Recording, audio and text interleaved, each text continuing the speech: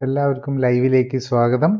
ഇന്ന് നമ്മളുടെ വിഷയം മാനസിക രോഗങ്ങൾ, വിഷാദം, സ്ട്രെസ്, ടെൻഷൻ, ഉന്മാദം എന്നുള്ളതൊക്കെയാണ്. അപ്പം ആദ്യമായിട്ട് ഡോക്ടർ ജോളിനോട് ചോദിക്കാനുള്ളത്, ഈ മാനസിക രോഗങ്ങളുടെ കാര്യം പറയുമ്പോൾ ഇപ്പോൾ ഈ മാനസിക ആരോഗ്യം വളരെ കൂടുതൽ ആൾക്കാരെ ബുദ്ധിമുട്ടിലാക്കുന്നുണ്ട് എന്ന് പറയുന്നുണ്ട്. അത് എത്രമാത്രം ശരിയാണ്? അല്ലെങ്കിൽ ഇതിപ്പം കൂടുതലും മനസ്സിലാക്കുന്നതുകൊണ്ടാണോ, അല്ലെങ്കിൽ ഇത് എന്തെങ്കിലും രീതിയിൽ കൂടുന്നുണ്ടോ? ഇപ്പോഴത്തെ ജീവിത സാഹചര്യങ്ങൾ വെച്ച് നോക്കുമ്പോൾ സാഹചര്യങ്ങളിൽ ഒത്തിരി സ്ട്രെസ് കൂടുന്നുണ്ട്. കാരണം പണ്ട് നമ്മളെല്ലാം കൃഷി അല്ലെങ്കിൽ അതുപോലത്തെ അവനവൻ്റെ ഒരു ഫാമിലിയുടെ ആ തൊഴിൽ അങ്ങനെയാണല്ലോ ചെയ്യുന്നത്. ഇപ്പം എല്ലാവരും ഇപ്പം കുട്ടികളിലാണെങ്കിൽ തന്നെ ഒത്തിരി സ്ട്രെസ് കൂടുകയാണ്, എഡ്യൂക്കേഷൻ്റെ സ്ട്രെസ് കൂടുകയാണ് ചെയ്യുന്നത്. പിന്നെ പലപ്പോഴും പുറത്ത് രാജ്യങ്ങളിലേക്ക് പോകുന്നു. ഇപ്പം 10-18 വയസ്സ് കഴിയുമ്പോൾ തന്നെ വേറൊരു രാജ്യത്ത് പോയി അവർ പഠിക്കാൻ തന്നെ പോകേണ്ട വരിക, പഠിക്കുന്നതിൻ്റെ ഒപ്പം ജോലി ചെയ്യേണ്ട വരിക. നമ്മളുടെ പഴയ കണക്കിലൊക്കെ നമ്മൾ എന്തെങ്കിലും ജോലി ചെയ്യുകയാണെങ്കിൽ നമ്മൾ വീടിനോട് ചേർന്നുള്ള ഒരു ജോലിയൊക്കെയാണ് എല്ലാവരും ചെയ്തുകൊണ്ടിരുന്നത്. ഇത് വീട്ടും സപ്പോർട്ടും ഒന്നും ഇല്ലാതെ ഒരു സ്ഥലത്ത് പോയി ജോലി ചെയ്യേണ്ടി വരുമ്പം ആ കുട്ടികളിലുണ്ടാകുന്നതുണ്ട്. ഈവൻ LKG മുതൽ നമ്മളുടെ പഠനവും അതിൻ്റെ കൂടെയുള്ള മറ്റ് ആക്ടിവിറ്റീസും എല്ലാം വരുമ്പോൾ ഒത്തിരി സ്മോൾ ചിൽഡ്രന് മുതൽ വർക്ക് ലോഡ് കൂടി വരികയാണ് ചെയ്യുന്നത്. അതുപോലെ നമ്മുടെ ഫുഡ് ഹാബിറ്റ്സ് മാറുന്നു, ടോക്സിൻസ് ലെവൽ കൂടുന്നു, ഫുഡിൽ തന്നെ കളറും പ്രിസർവേറ്റീവ്സും എല്ലാം വരുന്നു. അപ്പം അങ്ങനെ ജീവിതശൈലി മാറുന്നതും ഫുഡ് ഹാബിറ്റ്സ് മാറുന്ന അവർ ചെയ്യേണ്ട വർക്കിൽ വരുന്ന സ്ട്രെസ്സും പിന്നെ സോഷ്യൽ മീഡിയ ഇതെല്ലാം സ്ട്രെസ് കൂട്ടുന്നു. അതുകൊണ്ട് തന്നെ ഒത്തിരി ഇപ്പം അമേരിക്കയിലെയും ഒക്കെ നമുക്ക് ഇവിടുത്തെ അത്രയധികം കണക്കുകളില്ല, ഒരു more than 50% of the adult എന്തെങ്കിലും രീതിയിലുള്ള സ്ട്രെസ്സും പ്രത്യേകിച്ച് മരുന്നുകൾ തന്നെ ഉപയോഗിക്കുന്നു എന്നുള്ളതാണ്. അപ്പം മരുന്ന് കൊടുക്കണോ കൊടുക്കണ്ടായോ, അപ്പം അതിൽ പോലും ഒത്തിരി കോൺട്രവേഴ്സീസ് നടക്കുകയാണ്. അപ്പം ചിലതിന് ഓവർ മെഡിക്കേഷൻ വരുന്നു, പ്രത്യേകിച്ച് അവിടെയൊക്കെ മറ്റേ ഇതാണ് ഫ്രീ മെഡിസിൻസ് ആണ്. അപ്പം ഫ്രീ മെഡിസിൻസ് വരുന്നതും ഇപ്പോൾ ഒരു ഒത്തിരി ഇഷ്യൂസിലേക്ക് പോയിക്കൊണ്ടിരിക്കുകയാണ്. ആവശ്യമുള്ളിടത്തും ആവശ്യമില്ലാത്തടത്തും എല്ലാം മരുന്നുകൾ കയറി വരുന്നു. ഈ മരുന്ന് പലതരം മരുന്നുകൾ, ഈവൻ നമ്മൾ മറ്റ് ജീവിതശൈലി രോഗങ്ങൾക്ക് ഉപയോഗിക്കുന്ന മരുന്നുകൾ തന്നെ നമ്മുടെ സൈക്യാട്രിക് നമ്മുടെ മാനസിക നിലയ്ക്ക് വ്യത്യാസങ്ങൾ വരുത്താം. അങ്ങനെ വളരെ കോംപ്ലിക്കേറ്റഡ് ആയി മാറിക്കൊണ്ടിരിക്കുകയാണ് നമ്മുടെ ഇപ്പോഴത്തെ സിറ്റുവേഷൻ. ശരി, ഇപ്പൊ ഈ ആരോഗ്യത്തിന്റെ കാര്യം പറയുമ്പോൾ പൊതുവെ കൂടുതലും നമ്മൾ ചർച്ച ചെയ്യുന്നത് നമ്മുടെ ഫിസിക്കലായിട്ടുള്ള ഹെൽത്തിനെ പറ്റിയാണ്. മെൻ്റൽ ഹെൽത്തിനെ പറ്റി അധികം അങ്ങനെ ചർച്ച ചെയ്യാറില്ല. പക്ഷേ ഈ ഫിസിക്കൽ ഹെൽത്തിന് എന്തെങ്കിലും കോട്ടം തട്ടിയാൽ അല്ലെങ്കിൽ എന്തെങ്കിലും ഒരു ഇഷ്യൂ വന്നാൽ അത് നമ്മുടെ മെൻ്റൽ ഹെൽത്തിനെയും ബാധിക്കാറുണ്ടെന്നാണ് ഇപ്പോൾ മനസ്സിലാവുന്നത്. അതുപോലെ തന്നെ ഈ ഫിസിക്കൽ ഹെൽത്ത് അല്ലെങ്കിൽ അസുഖങ്ങൾ, ഫിസിക്കലായിട്ടുള്ള വേറെ അസുഖങ്ങളുള്ള ആൾക്കാരുടെ മെൻ്റൽ ഹെൽത്തും താരതമ്യേന മോശമാവുന്ന ഒരു സ്ഥിതി അറിയാതെ പോകുന്നു എന്നുള്ളതും കേട്ടിട്ടുണ്ട്. ഇത് രണ്ടും എത്രമാത്രം ശരിയാണ്? ഹെൽത്ത് എന്ന് പറയുമ്പം അതിൽ ഫിസിക്കൽ ഹെൽത്തും മെൻ്റൽ ഹെൽത്തും രണ്ട് ഫാക്ടറായിട്ട്, രണ്ട് സൈഡായിട്ട് അവിടെ നിൽക്കുന്നതേ ഉള്ളൂ. അപ്പോൾ ഫിസിക്കൽ ഹെൽത്തിനൊരു പ്രോബ്ലം വരുമ്പം നാച്ചുറലി അത് മെൻ്റൽ ഹെൽത്തിനെ ബാധിക്കും എന്നുള്ളത് നമ്മൾ മനസ്സിലാക്കണം. അപ്പം ഇതിൽ ഏതാണ് പ്രിഡോമിനൻ്റ്? അപ്പോൾ ഫിസിക്കലി നമ്മൾ നോക്കുമ്പോൾ എന്തെങ്കിലും ഒരു പ്രോബ്ലം ഉണ്ടെങ്കിൽ അത് ഫിസിക്കലിൻ്റെ ഭാഗമായിട്ട് എടുക്കുന്നു. ഫോർ എക്സാമ്പിൾ, ഇപ്പോൾ ഒരാൾക്ക് പെട്ടെന്നൊരു മാനസിക പ്രശ്നം വരുന്നു. അപ്പം അതിനകത്തിപ്പം നമുക്ക് അതിൻ്റെ കൂടെ തലവേദനയും കൂടെ ഉണ്ടെങ്കിൽ നമ്മൾ ഇമ്മീഡിയറ്റ്ലി പോയി ഒരു ബ്രെയിൻ സ്കാനും കൂടെ നോക്കും. അപ്പം ബ്രെയിനിലൊരു ട്യൂമർ ഉണ്ടെങ്കിൽ നമ്മളതിനെ ഒരു ഫിസിക്കൽ പ്രോബ്ലം എടുക്കും. അപ്പം ജസ്റ്റ് തലവേദന മാനസിക പ്രോബ്ലം മാത്രമായിട്ട് അബ്നോർമൽ ബിഹേവിയർ തുടങ്ങുന്ന ഒരാൾക്ക് യൂഷ്വലി എന്തെങ്കിലും ഒരു ഫിസിക്കൽ സയൻസും കൂടെ കാണിച്ചാൽ മാത്രമേ നമ്മൾ മാനസികമല്ലാത്ത ഫിസിക്കൽ സയൻസും കൂടെ, ഫോർ എക്സാമ്പിൾ തലവേദന അല്ലെങ്കിൽ ഏതെങ്കിലും ഒരു ഭാഗത്ത് വീക്ക്നെസ് അങ്ങനെയൊക്കെ തോന്നുമ്പോൾ നമുക്കത് ബ്രെയിനിൽ പ്രോബ്ലം ആണോ എന്ന് നമ്മൾ ചിന്തിക്കും. അപ്പോൾ അതിൻ്റെ ഭാഗമാണ് MRI ഒക്കെ എടുക്കുന്നത്. പക്ഷേ MRI എടുത്തിട്ട് പ്രോബ്ലം ഇല്ലെങ്കിൽ അതിൻ്റെ അർത്ഥം അതിനകത്ത് മാനസിക മുഴകളൊന്നും ഇല്ല എന്ന് മാത്രമേ ഉള്ളൂ. ബ്രെയിനിൻ്റെ ആ കെമിസ്ട്രിക്ക് വരുന്ന പ്രോബ്ലംസ് ആണ്. അതായത് നമ്മൾ MRI ഒക്കെ എടുത്തു കഴിഞ്ഞാൽ അവിടെ ഒരു അനാറ്റമിക്കൽ പ്രോബ്ലം ഉണ്ടെങ്കിൽ മാത്രമേ അതിനകത്ത് MRIയിൽ കാണിക്കുകയുള്ളൂ. പക്ഷേ ഇപ്പോഴത്തെ ലേറ്റസ്റ്റ് ആയിട്ടുള്ളതിൽ എന്താണെന്ന് വെച്ചാൽ പലതിലും ഫങ്ഷണൽ സ്കാൻസ് ഒക്കെ ചെയ്തു തുടങ്ങിയിട്ടുണ്ട്. അതൊന്നും നമ്മളൊരു ഡയഗ്നോസ്റ്റിക് നിലയിൽ എത്തിയിട്ടില്ലെങ്കിലും ബ്രെയിനിനെ കുറിച്ചും ബ്രെയിനിൻ്റെ ഭാഗങ്ങളെക്കുറിച്ചും ഒക്കെ പഠിക്കാനുള്ള പല ഫങ്ഷണൽ സ്കാനുകളും ഒക്കെ തുടങ്ങി. ഇപ്പം നമുക്ക് ഇപ്പം ഈവൻ സ്കിസോഫ്രീനിയ പോലെയുള്ള മേജർ സൈക്കാട്രിക് പ്രോബ്ലംസിൻ്റെ അതിലെ ബ്രെയിനിൻ്റെ ചില ഭാഗങ്ങളുടെ വളർച്ച കുറവ് അല്ലെങ്കിൽ ചില ഭാഗങ്ങൾ ഓവർ വളർച്ച എന്ന് പറഞ്ഞാൽ ട്യൂമർ പോലെയുള്ള ഒരു വളർച്ചയല്ല, ചില സ്പെഷ്യൽ ഭാഗങ്ങളുടെ കുറച്ച് സൈസ് കുറയുന്നു, സൈസ് കൂടുന്നു ഒക്കെ ഉള്ളതാണ്. പിന്നെ ഇപ്പം നമ്മൾ MRI ഒക്കെ കാണുമ്പോൾ നമുക്ക് കാണാം, നമുക്ക് പ്രായമുള്ളവർ, ഡയബറ്റീസ് ഉള്ളവർ അല്ലെങ്കിൽ ഹൈപ്പർ ടെൻഷൻ ഉള്ളവർ ഇവരുടെയൊക്കെ ബ്രെയിൻ ചുരുങ്ങുന്നതായിട്ട് കാണുന്നുണ്ട്, മെമ്മറി കുറവ് വരുന്നു, അൾഷിമേഴ്സ് ഡിസീസ് ഉണ്ട്. അപ്പം അതിനകത്തൊക്കെ ആ ഫിസിക്കൽ അസുഖത്തിൻ്റെ ഭാഗമായിട്ടാണ് മെൻ്റൽ അസുഖം വരുന്നത്. അപ്പം പലർക്കും നമുക്ക് കാണാം ആങ്സൈറ്റി, പ്രത്യേകിച്ച് പ്രായമായി കഴിയുമ്പം ഒത്തിരി പേർക്ക് വരുന്നുണ്ടല്ലോ ആങ്സൈറ്റി അല്ലെങ്കിൽ ഇറിറ്റബിലിറ്റി അല്ലെങ്കിൽ മെമ്മറി കുറയുന്നു, കോഗ്നിറ്റീവ് നമ്മുടെ ബുദ്ധിയും ഇൻ്റലിജൻസും ഒക്കെ കുറഞ്ഞു വരുന്നതിൻ്റെ കാരണം മറ്റ് ജീവിതശൈലി രോഗങ്ങൾ, പ്രത്യേകിച്ച് ഡയബറ്റിസ്, ഹൈപ്പർ ടെൻഷൻ ഇതൊക്കെ കൊണ്ട് നമ്മുടെ രക്തക്കൊള്ളികൾക്ക് വരുന്ന ഡാമേജ് കൊണ്ട് ബ്രെയിൻ സെൽസിന് വരുന്ന ഡാമേജാണ്. മറ്റത് പിന്നെ ഒരു നമ്മൾ ടിപ്പിക്കലി നമ്മളിപ്പോൾ പിള്ളേർക്കും ഒക്കെ വരുന്ന സൈക്കാട്രി, ഈവൻ നമ്മൾ കൊച്ചു കുട്ടികൾക്ക് വരുന്ന ഓട്ടിസം പോലെയുള്ളതുണ്ടല്ലോ, അത് സൈക്കാട്രിക് ഡിസോർഡറാണ്. സൈക്കാട്രിക് ഡിസോർഡർ എന്ന് പറയുമ്പോൾ നമ്മൾ മനസ്സിലാക്കേണ്ടത് നമ്മളുടെ ബ്രെയിൻ സെൽസ് നെർവ്സിന് വരുന്ന അസുഖമാണ്.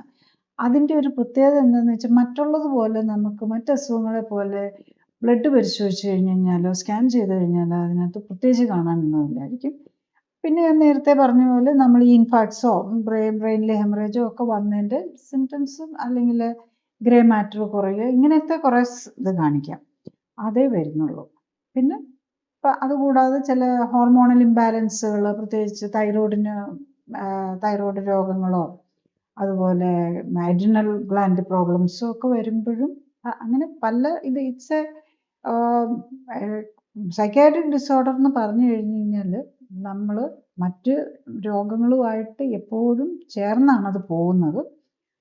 അതിൽ മാത്രം ആ കെമിക്കൽ മെക്കാനിസം, ബ്രെയിനിലെ കെമിക്കൽ മെക്കാനിസത്തിൽ മാത്രമേ പ്രോബ്ലം ഉണ്ടെങ്കിൽ അത് നമ്മൾ പ്യൂർലി സൈക്കാട്രിക് എന്ന് പറയും.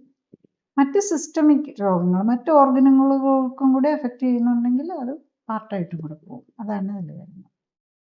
ഇപ്പം ഈ വളരെ കോമൺ ആയിട്ടുള്ളൊരു പ്രശ്നമാണ് ഈ വണ്ണം വെക്കൽ, എക്സസീവ് വണ്ണം വെക്കൽ. അതുപോലെ തന്നെ നേരെ തിരിച്ചും വളരെ മെലിഞ്ഞ ശരീരം ആക്കിയെടുക്കാനുള്ള ശ്രമം നടക്കുന്നത്. അപ്പം ഇങ്ങനെ പറഞ്ഞു കേൾക്കുന്നത് ഈ ഭക്ഷണത്തിൻ്റെ കഴിക്കുന്നതിൻ്റെ ഓരോ പ്രശ്നങ്ങൾ ഈ മെൻ്റൽ ഹെൽത്തുമായിട്ട് ബന്ധപ്പെട്ടതാണ്. അതുകൊണ്ട് തന്നെ ഇങ്ങനത്തെ ബുദ്ധിമുട്ടുകൾ ഈ വണ്ണം കൂടലോ അല്ലെങ്കിൽ വണ്ണം കുറയലോ ഒക്കെ വരാൻ ചാൻസ് ഉണ്ട്. അത് എത്രമാത്രം ശരിയാണ്? ഭക്ഷണമായിട്ട് ബന്ധപ്പെട്ട് വണ്ണം കുറയുകയും വണ്ണം കൂടുകയും ചെയ്യുന്നത് നമുക്ക് വളരെ ക്ലിയർ ആയിട്ടുള്ള കാര്യമാണ്. ഇപ്പോൾ അതിനേക്കാൾ ഏറ്റവും ഇൻട്രസ്റ്റിംഗ് ആയിട്ടുള്ള പല സ്റ്റഡീസും പ്രത്യേകിച്ച് ജർമ്മനി പോലെയുള്ള രാജ്യങ്ങളിലാണ് ഈ ഫുഡുമായിട്ട് റിലേറ്റഡ് ആയിട്ടുള്ള സ്റ്റഡീസ് നടത്തുന്നത്. അപ്പോൾ അവർ കണ്ടതനുസരിച്ച് ഒരാൾ രാവിലെ കഴിക്കുന്ന ബ്രേക്ക്ഫാസ്റ്റുമായിട്ട് അയാളുടെ അന്നത്തെ അത് കഴിഞ്ഞിട്ടുള്ള ബിഹേവിയറിന് വ്യത്യാസം വരുന്നു എന്നുള്ളതാണ്. നമ്മൾ ഈ കഴിക്കുന്ന സാധനങ്ങൾ തന്നെയാണ് നമ്മളുടെ ഈ ബ്രെയിനിൻ്റെ ആക്ടിവിറ്റീസിൽ വരുന്ന പ്രത്യേകത. എന്താണെന്ന് വെച്ചാൽ ഇപ്പം നമ്മൾ ഈ ഒരു വിരൽ അനക്കുന്നത് പോലും നമ്മൾ അറിഞ്ഞുകൊണ്ടൊരു വിരൽ അനക്കുകയാണല്ലോ അല്ലെ കൈ അനക്കുകയാണല്ലോ അറിയാതെ ഓട്ടോമാറ്റിക്കായിട്ട്, അതായത് വോളണ്ടറി ഉണ്ട് ഇൻവോളണ്ടറി ഉണ്ട്. നമ്മൾ അറിഞ്ഞുകൊണ്ട് ചെയ്യുന്നത് ഓട്ടോമാറ്റിക്കായിട്ട് നടക്കുന്നത്. ഇപ്പം ഈവൻ നമ്മൾ സംസാരിച്ചുകൊണ്ടിരിക്കുന്ന നമ്മളുടെ മൂവ്മെൻറ്റ്സ് അതൊക്കെ പലതും ഓട്ടോമാറ്റിക് ആയിട്ട് വരുന്നതായിരിക്കും. ഈവൻ ഹാൻഡ് മൂവ്മെൻറ്റ്സ് ഓട്ടോമാറ്റിക് ആയിട്ട് വരുന്നതായിരിക്കും. ഇതെല്ലാം നടക്കണമെന്നുണ്ടെങ്കിൽ നമ്മളുടെ ബ്രെയിനിൽ നിന്നുള്ള നേഴ്സിൽ കൂടെ ഒരു ഇലക്ട്രിസിറ്റി വന്ന് നമ്മളുടെ മസിലിൽ, ഇപ്പോൾ വിരൽ മടക്കണമെന്നുണ്ടെങ്കിൽ ആ വിരലിൻ്റെ മസിലിലേക്ക് ആ നെർവിൽ നിന്നുള്ള ഇമ്പൾസ് വരണം ഇലക്ട്രിക്കലായിട്ട്. അത് ആ മസിലിലേക്ക് ട്രാൻസ്മിറ്റ് ചെയ്യുന്നത് ഒരു കെമിക്കൽ മെക്കാനിസം വഴിയാണ്. അതിനൊരു അസറ്റൈൽ കോളിൻ എന്ന് പറയുന്ന ഒരു ന്യൂറോ ട്രാൻസ്മിറ്റർ അവിടെ നിന്ന് റിലീസ് ചെയ്ത്, ആ നെർവ് എൻഡിങ്ങിൽ നിന്ന് റിലീസ് ചെയ്ത് അത് അവിടെ മസിലിൽ പോയി ആ മസിലിൻ്റെ ഫൈബേഴ്സുമായിട്ട് ഇത് ചെയ്ത് വർക്ക് ചെയ്ത് കഴിയുമ്പോൾ അവിടെ ഒരു കാൽസ്യം, ശരിക്കും പറഞ്ഞു കഴിഞ്ഞാൽ ഈ നെർവ് ട്രാൻസ്മിഷൻ നടക്കുന്ന സോഡിയം പൊട്ടാസ്യം പമ്പ് വെച്ചാണ് നെർവിൽ കൂടെ വരുന്നത്. അതായത് ബ്രെയിനിൽ നിന്നുള്ള സോഡിയം പൊട്ടാസ്യം പമ്പ് വഴി സോഡിയം പൊട്ടാസ്യം ബാലൻസ് ആണ് അതിനെ ഇവിടെ വരെ മസിൽ വരെ എത്തിക്കുന്നത്. മസിലിൽ നിന്ന് അതൊരു അസറ്റൈൽ കോളിൻ എന്ന് പറഞ്ഞുള്ള ഒരു കെമിക്കൽ ട്രാൻസ്മിറ്ററാണ് പോകുന്നത്. അത് കഴിഞ്ഞ് പിന്നെ കാൽസ്യം ചാനൽസ്, കാൽസ്യം പമ്പ് പോലെയുള്ള കാൽസ്യം ചാനൽസ്, കാൽസ്യമാണ് പിന്നെ മസിലിൻ്റെ അവിടുത്തെ കൺട്രാക്ഷൻ നടത്തുന്നത്. സോ അത്ര വളരെ എന്താ പറയുക, വളരെ കോംപ്ലിക്കേറ്റഡ് ആയിട്ടോ അത് സിമ്പിളായിട്ടോ ആയിട്ടുള്ള അതെന്ന് പറയാം, അങ്ങനെയാണ് ഇതൊക്കെ നടക്കുന്നത്. അതൊക്കെ മില്ലി സെക്കൻഡ്സിലാണ് റിയാക്ഷൻസ് എല്ലാം നടക്കുന്നത്. ഇതിൽ വരുന്ന ചേഞ്ചസ് വന്നു കഴിഞ്ഞു കഴിഞ്ഞാൽ നമ്മളുടെ അസുഖങ്ങളിലേക്ക് പോകുന്നത്. ഇപ്പം നമ്മൾ മസിലിൻ്റെ കൺട്രാക്ഷനൊക്കെ കുറഞ്ഞ് ചിലപ്പോൾ നമുക്ക് സംസാരിക്കാൻ, കണ്ണ് തുറക്കാൻ പറ്റാതെ വരുന്ന മൈസ്തീനിയ ഗ്രാവിസ് എന്നൊക്കെ പറഞ്ഞ് ഓട്ടോ ഇമ്മ്യൂൺ ഡിസീസസ് ഉണ്ടല്ലോ. അപ്പോൾ അതിലൊക്കെ നമ്മളുടെ ആ ഇതിനകത്തൊക്കെ ഒരു പ്രോട്ടീൻസ് ഒക്കെ റിസപ്റ്റേഴ്സ് ആയിട്ടൊക്കെ വർക്ക് ചെയ്യും. അപ്പോൾ ഇതിന് എഗെയിൻസ്റ്റ് ആയിട്ട് നമ്മളുടെ ബോഡി തന്നെ എന്തെങ്കിലും ആൻറ്റിബോഡീസ് ഉണ്ടാക്കും. നമുക്കറിയാമല്ലോ കോവിഡിന് അഗെയിൻസ്റ്റുള്ള ആൻറ്റിബോഡി ഉണ്ടാക്കുന്നു എന്നുള്ളത് പോലെ നമ്മളുടെ റിസപ്റ്ററിന് അഗെയിൻസ്റ്റ് ആയിട്ട് ആൻറ്റിബോഡി ഉണ്ടാക്കുകയാണ്. അതാണ് ഈ ഓട്ടോ ഇമ്മ്യൂൺ ഡിസീസ് എന്നൊക്കെ പറയുന്നത്. ഈ ഇങ്ങനത്തെ ഓട്ടോ ഇമ്മ്യൂൺ ഡിസീസ് വന്നു കഴിഞ്ഞ് കഴിഞ്ഞാലും ഇപ്പം നെർവ്സിനെ ബാധിക്കുന്ന ഓട്ടോ ഇമ്മ്യൂൺ ഡിസീസ് ആണെങ്കിൽ നമുക്ക് മാനസിക പ്രോബ്ലംസ്, ഈ ഓട്ടോ ഇമ്മ്യൂൺ ഡിസീസിൻ്റെയൊക്കെ കൂടെ പലപ്പോഴും മാനസിക പ്രോബ്ലംസ് ഉണ്ടാകും. ഇപ്പം തൈറോയിഡ്, ഹാഷിമോട്ടോസ് തൈറോയിഡൈറ്റിസ് ഇപ്പോൾ വളരെ കോമൺ ആണ്. അതിൻ്റെ കൂടെ പലർക്കും പലവിധ മാനസിക പ്രോബ്ലംസും ഉണ്ട്. പ്രത്യേകിച്ചും ഹാഷിമോട്ടോസ് തൈറോയിഡൈറ്റിസിൻ്റെ കൂടെ ആണെങ്കിൽ പലപ്പോഴും ഡിപ്രഷനാണ് വരുന്നത്. ഡിപ്രഷനും ഒരു മെൻ്റൽ അജിലിറ്റി കുറവും ഒക്കെ വളരെ കോമണാണ്. ശരിക്കും ഒരു തൈറോയിഡ് പ്രോബ്ലം ഉള്ളവർക്ക്, ഹാഷിമോട്ടോസ് തൈറോയിഡൈറ്റിസ് ഉള്ളവരുടെ അവരുടെ എനർജി ലെവലും എല്ലാം ലോ ആയിരിക്കും മരുന്ന് കഴിക്കുന്നുണ്ടെങ്കിലും. അതുപോലെ അതിൻ്റെ വേറൊരു ഫോമാണ് തൈറോയിഡിന് തന്നെ വരുന്ന ഗ്രേവ്സ് ഡിസീസ് എന്ന് പറയുന്നത്. ഗ്രേവ്സ് ഡിസീസിലാണ് തൈറോയിഡ് കൂടുതലായിരിക്കും. തൈറോയിഡ് ഹോർമോണിൻ്റെ അളവ് കൂടുതലോ അല്ലെങ്കിൽ തൈറോയിഡ് സ്റ്റിമുലേറ്റിംഗ് ഹോർമോൺ പോലെ അത് ഓവർ ആക്ട് ചെയ്യുകയാണ് ഇതിനെ. അവർക്ക് ആൻസൈറ്റി കുഴപ്പമായിരിക്കും, ആകെ വെപ്രാളമായിരിക്കും, കൈവൻ വിറയൽ പോലെ വരും. ട്രമർ എന്ന് പറയുന്നത് എന്താ, വിറയൽ പോലെ വരും. പിന്നെ ആൻസൈറ്റി കൂടുതലായിരിക്കും. അപ്പം ഇതെല്ലാം കാരണം എന്താണെന്ന് ചോദിച്ചു കഴിഞ്ഞ് കഴിഞ്ഞാൽ ഈ തൈറോയ്ഡ് ഹോർമോൺസിനും ഈ നമ്മളുടെ ഈ ഇതിൻ്റെ എല്ലാം ഫങ്ഷനിങ്ങുമായിട്ട് ബന്ധമുണ്ട്. അപ്പം നമ്മളുടെ ഒരു പാർട്ടും ഇൻഡിപെൻഡൻ്റ് ആയിട്ടല്ല വർക്ക് ചെയ്യുന്നത്. ബ്രെയിനും രണ്ട് കൺട്രോൾ മെക്കാനിസംസാണ് നമ്മളുടെ ബോഡിക്ക് മെയിനായിട്ട് വരുന്നത്. ഒന്ന് ഇലക്ട്രിക്കൽ കൺട്രോള്, അതാണ് ഈ നെർവ്സ് വഴി പോകുന്നത്. പിന്നെ കെമിക്കൽ കൺട്രോള്, അത് എൻഡോക്രൈൻ ഗ്ലാൻസ് ഉണ്ട്, അത് രക്തത്തിൽ കൂടെ അലിഞ്ഞു ചേർന്ന് രക്തത്തിലേക്ക് നേരെ പോയി വരികയാണ് ഇതിന്. പിന്നെ ഇതിനെ എല്ലാം ബാലൻസ് ചെയ്തുകൊണ്ട് നിൽക്കുന്നത് നമ്മുടെ ഇമ്മ്യൂൺ സിസ്റ്റമാണ്. അതിലെ തന്നെ ഇൻഫ്ലമേഷനും ആൻറ്റി ഇൻഫ്ലമേഷനും ഉണ്ട്. അപ്പോൾ ഈ സൈക്കാട്രിക് ഡിസോർഡേഴ്സ് പോലും, ഇപ്പം ഈവൻ സ്കിസോഫ്രീനിയ പോലും ഈ നമ്മുടെ ഇൻഫ്ലമേറ്ററി ഡിസീസായിട്ടാണ് ഇപ്പോൾ പറയുന്നത്. അപ്പോൾ അതിൽ ഈവൻ സ്റ്റഡീസ് വന്നിട്ടുണ്ട്. നമുക്കിപ്പം ഈ മെത്തോട്രെക്സേറ്റ് എന്നൊക്കെ പറഞ്ഞ് നമ്മൾ ക്യാൻസറിനും കൊടുക്കും, അതുപോലെ റുമറ്റോയ്ഡ് ആർത്രൈറ്റിസ് പോലെയുള്ള ജോയിൻറ്റിന് വരുന്ന ഇൻഫ്ലമേഷന് കൊടുക്കുന്ന മരുന്നാണ്. ആ മരുന്ന് തന്നെ ഇപ്പം ഒരു സ്റ്റഡി കണ്ടു, സൈക്കാട്രിക് ഡിസോർഡർ സ്കിസോഫ്രീനിയയ്ക്ക് കൊടുത്തതായിട്ട്. ആൻഡ് ഈ ആൻറ്റി ഇൻഫ്ലമേറ്ററി സാധനം മെത്തോട്രെക്സേറ്റ് സ്കിസോഫ്രീനിയയ്ക്ക് കൊടുത്തിട്ട് അതിന് ബെനിഫിറ്റ് വരുന്നെന്ന്. സോ ഈ ഇൻഫ്ലമേഷനും ആൻറ്റി ഇൻഫ്ലമേഷനും ഒക്കെ ഉണ്ടാക്കുന്ന ഇമ്മ്യൂൺ സിസ്റ്റമാണ്. അപ്പം ബേസിക്കലി നമ്മൾ മനസ്സിലാക്കേണ്ടത് ഇതെല്ലാം നമ്മുടെ ജീവിതശൈലി രോഗങ്ങളിൽ പെടുന്നതെല്ലാം ഇൻഫ്ലമേറ്ററി ഡിസീസാണ്.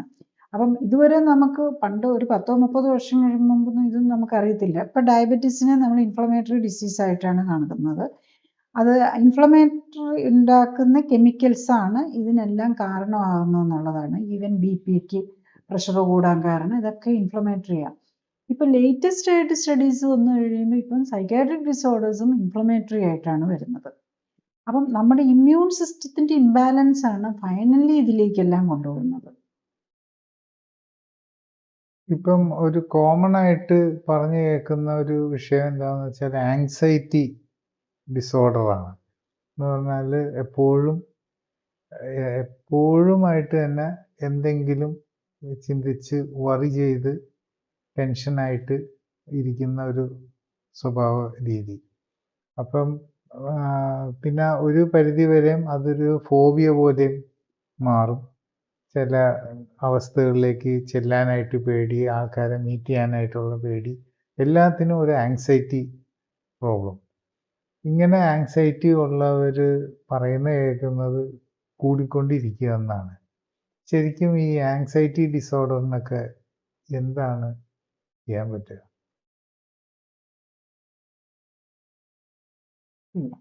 ആങ്സൈറ്റി ഡിസോർഡർ ഉള്ളവർക്ക് അത് ജസ്റ്റ് ആങ്സൈറ്റി മാത്രമല്ല, അവർക്കും വേറെ ഇപ്പം ഞാൻ basically lifestyle correction oriented clinically supported lifestyle കറക്ഷനാണ് ചെയ്യുന്നത്.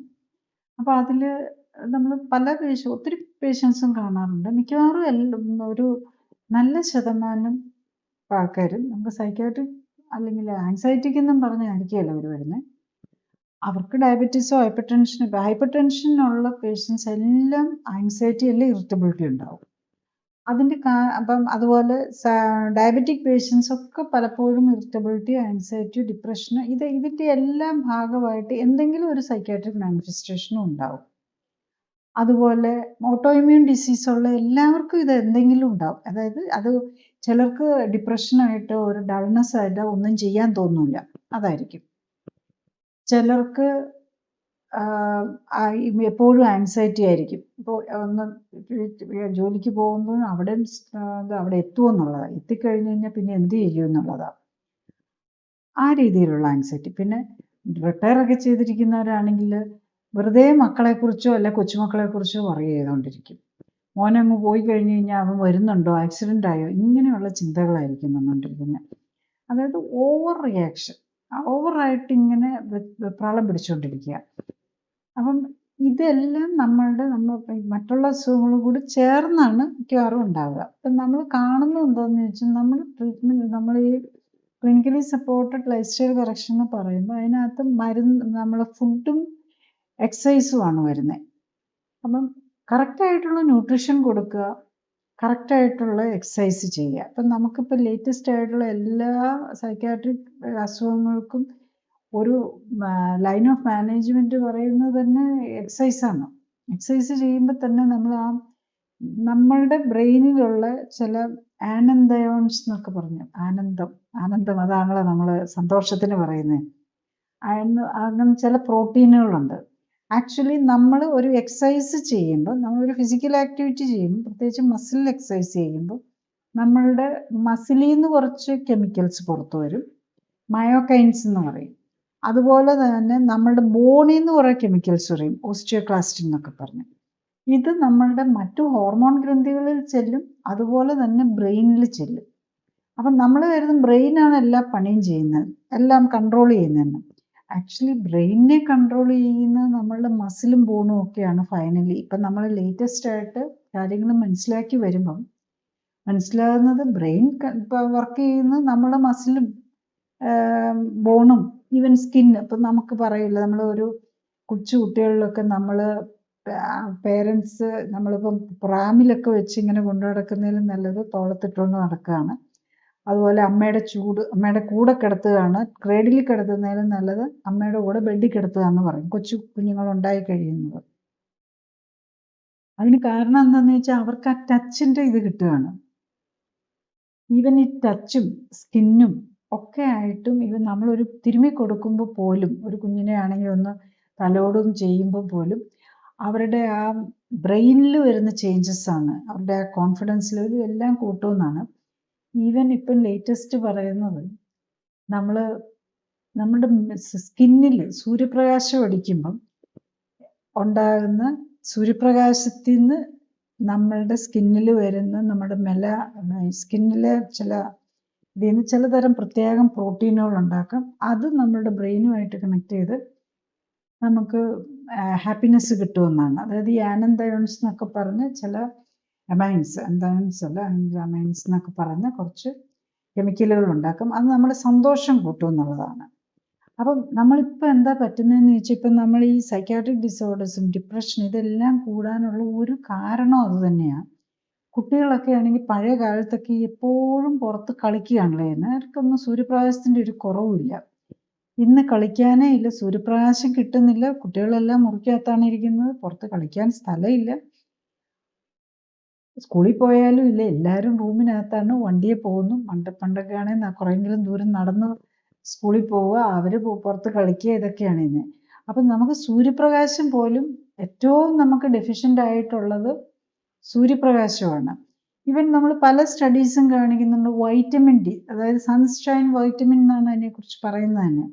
സൂര്യപ്രകാശത്തിൽ നിന്ന് നമ്മൾ സ്കിൻ ഉണ്ടാക്കുന്ന ഒരു വൈറ്റമിനാണ് വൈറ്റമിൻ ഡി.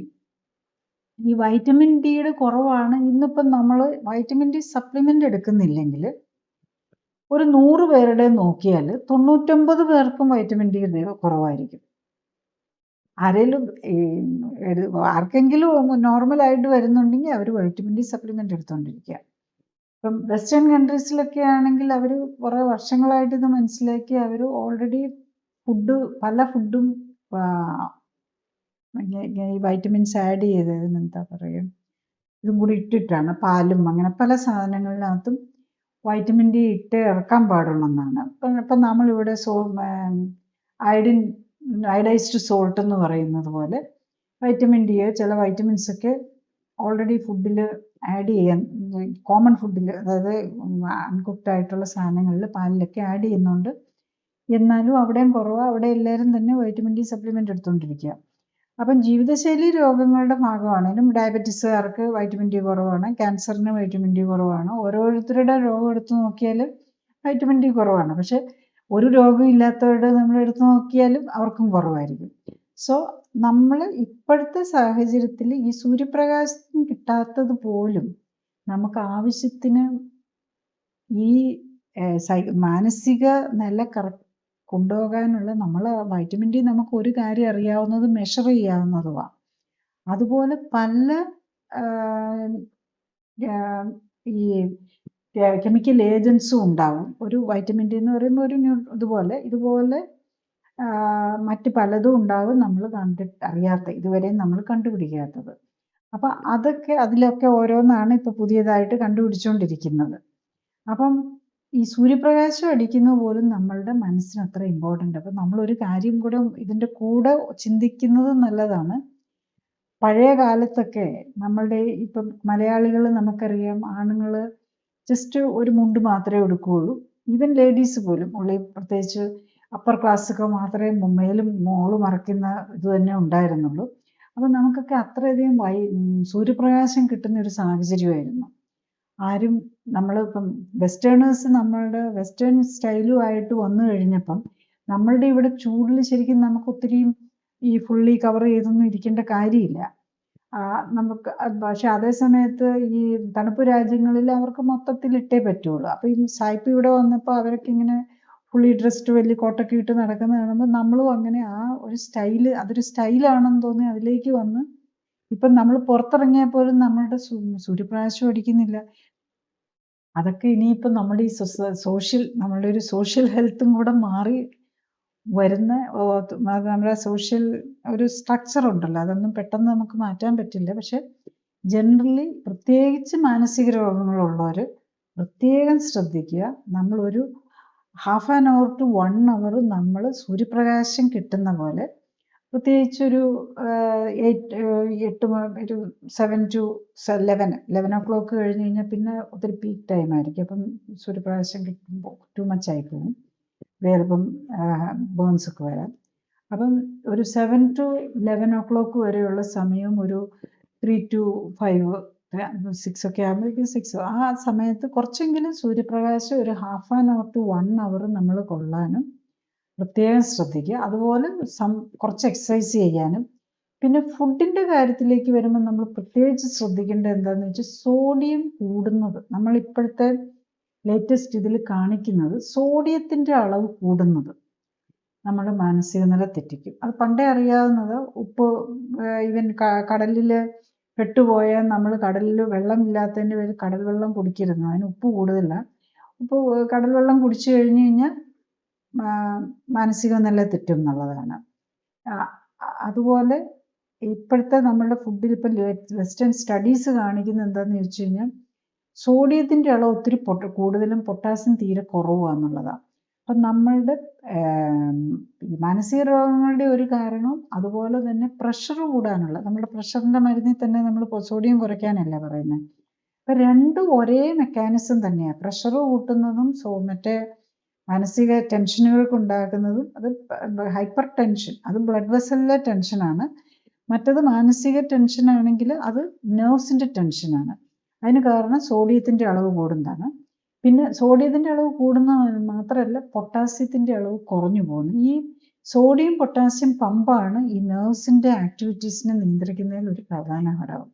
പിന്നെ ഉള്ളത് മഗ്നീഷ്യം എന്ന് പറഞ്ഞൊരു വേറൊരു ന്യൂട്രിയൻ്റ് ആണ്. ഈ മഗ്നീഷ്യം നമ്മളുടെ ബാലൻസിനെ കറക്റ്റ് ചെയ്യുന്ന ഒരു ഇതാണ്. അപ്പം മഗ്നീഷ്യത്തിൻ്റെ അളവ് ഇപ്പോൾ കുറവാണ്. അപ്പം മാനസിക രോഗങ്ങളോ ഇങ്ങനത്തെ എന്തെങ്കിലും മാനസിക പ്രശ്നങ്ങൾ ചെയ്യുന്നവർ സോഡിയത്തിൻ്റെ അളവ് കുറയ്ക്കുക. പൊട്ടാസ്യം കൂടുതലുള്ള സാധനങ്ങളാണ് ഇലക്കറികൾ, പയറുവർഗ്ഗങ്ങളിലൊക്കെ. പ്രത്യേക ഇലക്കറികൾ എന്നല്ല, ഏത് പച്ചക്കറിയും പഴങ്ങളും ഇലക്കറികളിലുമാണ് ഏറ്റവും കൂടുതൽ പൊട്ടാസ്യം ഉള്ളത്. അത് കൂടുതൽ കഴിക്കാൻ നോക്കുക. സോഡിയം എത്രയും കുറയ്ക്കാനും നോക്കുക. പിന്നെ നമ്മൾ നോക്കേണ്ട ഒരു കാര്യം എന്ന് പറഞ്ഞു കഴിഞ്ഞാൽ പച്ചിലകളുണ്ടല്ലോ, പച്ചക്കറികൾ, അതായത് പച്ച നിറമുള്ള, അതിലാണ് മഗ്നീഷ്യം ഉള്ളത്. മഗ്നീഷ്യം ക്വയറ്റൻ ചെയ്യുന്ന സാധനമാണ് നമ്മളെ. ഈവൻ നമ്മളുടെ ബ്രെയിനിൻ്റെ ആക്ടിവിറ്റീസ് ഒത്തിരി കൂടിപ്പോയി, ഇങ്ങനെ ബ്രെയിനിൻ്റെ തന്നെ കുഴപ്പമാണല്ലോ എപ്പിലെപ്സി പോലെയൊക്കെ ഉണ്ടാക്കുന്നത്. അതുപോലെ ഈ ലേഡീസിനാണ് എക്ലാംസിയ എന്ന് പറയും. പ്രഷർ കൂടിക്കഴിഞ്ഞിട്ട് ഫിറ്റ്സ് വരുന്നൊരു ഈ പ്രഗ്നൻറ്റ് ലേഡീസിൽ. അതിന് പോലും നമ്മൾ ലാസ്റ്റ് റിസോർട്ടായിട്ട് കൊടുക്കുന്ന മഗ്നീഷ്യം സൾഫേറ്റ് എന്ന് പറഞ്ഞൊരു ഇഞ്ചക്ഷനാണ്, ഒരു ട്രിപ്പായിട്ട് കൊടുക്കുക ചെയ്യുന്നത്. മഗ്നീഷ്യമാണ് അവിടെ കൊടുക്കുന്നത്. അത് നമ്മുടെ നെർവ്സിനെ ക്വയറ്റൻ ചെയ്യാനായിട്ട് ലാസ്റ്റ് റിസോർട്ടായിട്ട് കൊടുക്കുന്ന സാധനമാണ് മഗ്നീഷ്യം. ഈ മഗ്നീഷ്യം ഉള്ളത് നമ്മളുടെ പച്ചിലകളിൽ, അതായത് നമ്മളുടെ പച്ച ഇതിൽ ക്ലോറോഫില്ലുണ്ടല്ലോ. അപ്പം ഈ ക്ലോറോഫില്ലിൻ്റെ ലുള്ള എലമെൻ്റാണ് മഗ്നീഷ്യം. അപ്പം നമ്മളുടെ ബ്ലഡിലാണെങ്കിൽ നമ്മളുടെ RBCക്ക് നമ്മളുടെ ചുവന്ന രക്താണുക്കളെ നമ്മൾ ആ ചുമപ്പ് നിറം കൊടുക്കുന്നത് അയണാണെന്ന് പറഞ്ഞതുപോലെ ചെടികളിൽ ഈ പച്ച കളറിൻ്റെ ഉണ്ടാക്കുന്ന ക്ലോറോഫില്ലിൻ്റെ ഒരു കാരണമാണ് ഈ മഗ്നീഷ്യം. അപ്പോൾ ഈ മഗ്നീഷ്യം കൂടുതലുള്ള സാധനങ്ങൾ കഴിക്കുക എന്നുള്ളതാണ് മാനസിക രോഗങ്ങളുള്ളവർ പ്രത്യേകിച്ച്. അപ്പോൾ ഇലക്കറികളും പച്ചപ്പുള്ള സാധനങ്ങൾ കഴിക്കുക, പയറുവർഗ്ഗങ്ങളും ഫ്രൂട്ട്സും വെജിറ്റബിൾസും കൂടുതൽ കഴിക്കുക, സോഡിയത്തിൻ്റെ അളവ് കുറയ്ക്കുക. നെക്സ്റ്റ് ഒരു കാര്യം കൂടി ചെയ്യാവുന്നത് നമ്മുടെ ഈ ഇമ്മ്യൂൺ സിസ്റ്റത്തിൻ്റെ ബാലൻസിലുള്ള സാധനങ്ങളാണ്. അത് ഒന്ന് omega-3 6 ഇവരാണ് ബാലൻസ് ചെയ്യുന്നത്. ഇപ്പം ഞാൻ നേരത്തെ പറഞ്ഞല്ലോ, ഈ സൈക്കാട്രിക് ഡിസോർഡേഴ്സ് എന്ന് പറയുന്നത് ഒരു ഇൻഫ്ലമേറ്ററി ഡിസോർഡറാണ്. എല്ലാ ജീവിതശൈലി രോഗങ്ങളെയും പോലെ തന്നെ അത് ഇൻഫ്ലമേഷനാണ് അവിടുത്തെ പ്രശ്നം. അപ്പോൾ ഇൻഫ്ലമേഷനെ കൺട്രോൾ ചെയ്യുന്നതും അല്ലെ ഹീലിങ്ങിനെ കൺട്രോൾ ചെയ്യുന്നതും omega-3 6 ആണ്. അപ്പം omega-6 കൂടുതലുള്ള ഫുഡാണ് ശരിക്കും പറഞ്ഞു കഴിഞ്ഞാൽ ഇൻഫ്ലമേറ്ററി ഫുഡ് എന്ന് പറയുന്നത്. അപ്പോൾ omega-6 കൂടുതലുള്ളത് ഏതിലാണെന്ന് ചോദിച്ചാൽ നമ്മുടെ കുക്കിംഗ് ഓയിൽസും നട്ട്സും, ഈ കശുവണ്ടി, കപ്പലണ്ടി, ബദാം, പിസ്റ്റ ഇങ്ങനത്തെ സാധനങ്ങളൊക്കെ. അതുപോലെ എണ്ണക്കുരുക്കൾ, നമ്മൾ ഈ എള്ള്, കടല, നിലക്കടല, ഇതൊക്കെ ഇത്തരം സാധനങ്ങളുടെ അളവ് നമ്മൾ കുറയ്ക്കണം. അത് നമ്മളിപ്പം നമ്മൾ ഈ clinically supported lifestyle correction എടുക്കുമ്പോൾ വളരെ ക്ലിയർ ആണ്. ഈവൻ അവർക്ക് പേഷ്യൻസിന് തന്നെ മനസ്സിലാക്കാൻ പറ്റുന്നുള്ളതാണ് അവരുടെ മാനസിക നിലയിൽ വരുന്ന വ്യത്യാസം വരുന്നത്. ഈ മാനസികത്തിൽ അത് ഹൈപ്പർ ടെൻഷനിലും അതെ. അതാ ഞാൻ പറഞ്ഞു, ഈ ടെൻഷന്, ഹൈപ്പർ ടെൻഷൻ, പ്രഷർ, BP കൂടുന്നതും മാനസിക രോഗങ്ങളും പോലെ രണ്ടും പാരലായിട്ടുള്ള കാര്യമാണ്. അതായത് എല്ലാ മാനസിക രോഗമുള്ളവർക്കും BP കൂടുമെന്നല്ല. പക്ഷെ രണ്ടിൻ്റെ മെക്കാനിസത്തിൽ ഒത്തിരി സിമിലാരിറ്റീസ് ഉണ്ട്. മിക്കവാറും ഏത് രോഗത്തിൻ്റെ ആണെങ്കിലും ഫൈനലി ഇതെല്ലാം വരുന്നത് നമ്മുടെ ഇമ്മ്യൂൺ സിസ്റ്റമായിട്ടാണ്. അപ്പോൾ അതിൽ സിമിലാരിറ്റി ഉണ്ട്. അപ്പോൾ ചില പേഷ്യൻസ് തന്നെ പറയാറുണ്ട്, ഞാൻ ഇന്ന സാധനം കഴിച്ചപ്പോൾ പിന്നെ ഡോക്ടറെ BP കൂടി, അല്ലെങ്കിൽ ഇന്ന സാധനം കഴിച്ചു കഴിഞ്ഞപ്പോഴേക്കും മാനസിക നിലയിൽ വ്യത്യാസം വന്നു. അതിനും അപ്പം അതൊക്കെ മനസ്സിലാക്കാനുള്ള ഒരു സ്റ്റേജിലുള്ളവർക്കാണെങ്കിൽ എളുപ്പമാണ്. പക്ഷെ തീരെ മനോനില തെറ്റി കഴിയുമ്പോഴാണ് നമുക്ക് ഈ clinically supported lifestyle correction പറ്റാതെ വരും. അപ്പം നമ്മൾ ചെറിയ തുടക്കം ഉള്ളപ്പോൾ തന്നെ അവനവൻ തന്നെ നമ്മളുടെ മാനസിക നിലയിൽ വരുമ്പോൾ അതൊരു ജീവിതശൈലി രോഗത്തിൻ്റെ ഭാഗമാണ്. എവൻ്റെ മാനസിക നില ഡിപ്രഷൻ വന്നാലും ടെൻഷൻ വന്നാലും ഇറിറ്റബിലിറ്റി വന്നാലും ഞാൻ എന്ത് കഴിച്ചിട്ടാണ്, അല്ലെങ്കിൽ ഞാൻ എന്ത് ഫിസിക്കൽ ആക്ടിവിറ്റി കുറഞ്ഞു പോയത് കൊണ്ടാണോ, അല്ലെങ്കിൽ എന്തെങ്കിലും ടോക്സിൻസ് എന്തെങ്കിലേക്ക് വരുന്നുണ്ടോ എന്ന് ചിന്തിക്കാനുള്ള നിലയെത്തിയാലേ മാത്രമേ, അല്ലാതെ എന്ത് മരുന്ന് ഇനി കഴിക്കേണ്ടതെന്ന് ചിന്തിച്ചിട്ട് കാര്യമില്ല. ഈ മരുന്നുകളെല്ലാം നമ്മുടെ ഇമ്മ്യൂൺ സിസ്റ്റം, നമ്മുടെ ഈ നെർവ്സിനെ ബ്ലോക്ക് ചെയ്യുകയാണ് ചെയ്യുന്നത്. അപ്പം ആ ഡിസ്റ്റിങ്ഷൻ നമ്മൾ മനസ്സിലാക്കുക എന്നുള്ളതാണ് നമ്മൾ ചെയ്യേണ്ടത്. ഈ പാരമ്പര്യവും പിന്നെ നമ്മുടെ ജീവിത സാഹചര്യങ്ങളൊക്കെ ഈ മെൻ്റൽ ഹെൽത്തിനെ വളരെ കൂടുതൽ ബാധിക്കും എന്ന് പറയുന്നുണ്ട്. അതുപോലെ തന്നെ ഒരു കുഞ്ഞിൻ്റെ mental health, future mental health ആ കുഞ്ഞിൻ്റെ ആ ജനിക്കുന്നതിനോട് അനുബന്ധിച്ചുള്ള കാര്യങ്ങളിൽ വളരെ ഇമ്പോർട്ടൻ്റ് ആയിട്ട് ഉണ്ട് എന്നൊക്കെ പറയുന്നുണ്ട്. അതൊക്കെ എത്രമാത്രം ശരിയാണ്? അതിൽ എന്തൊക്കെയാണ് ശ്രദ്ധിക്കാൻ പറ്റുന്ന കാര്യങ്ങൾ?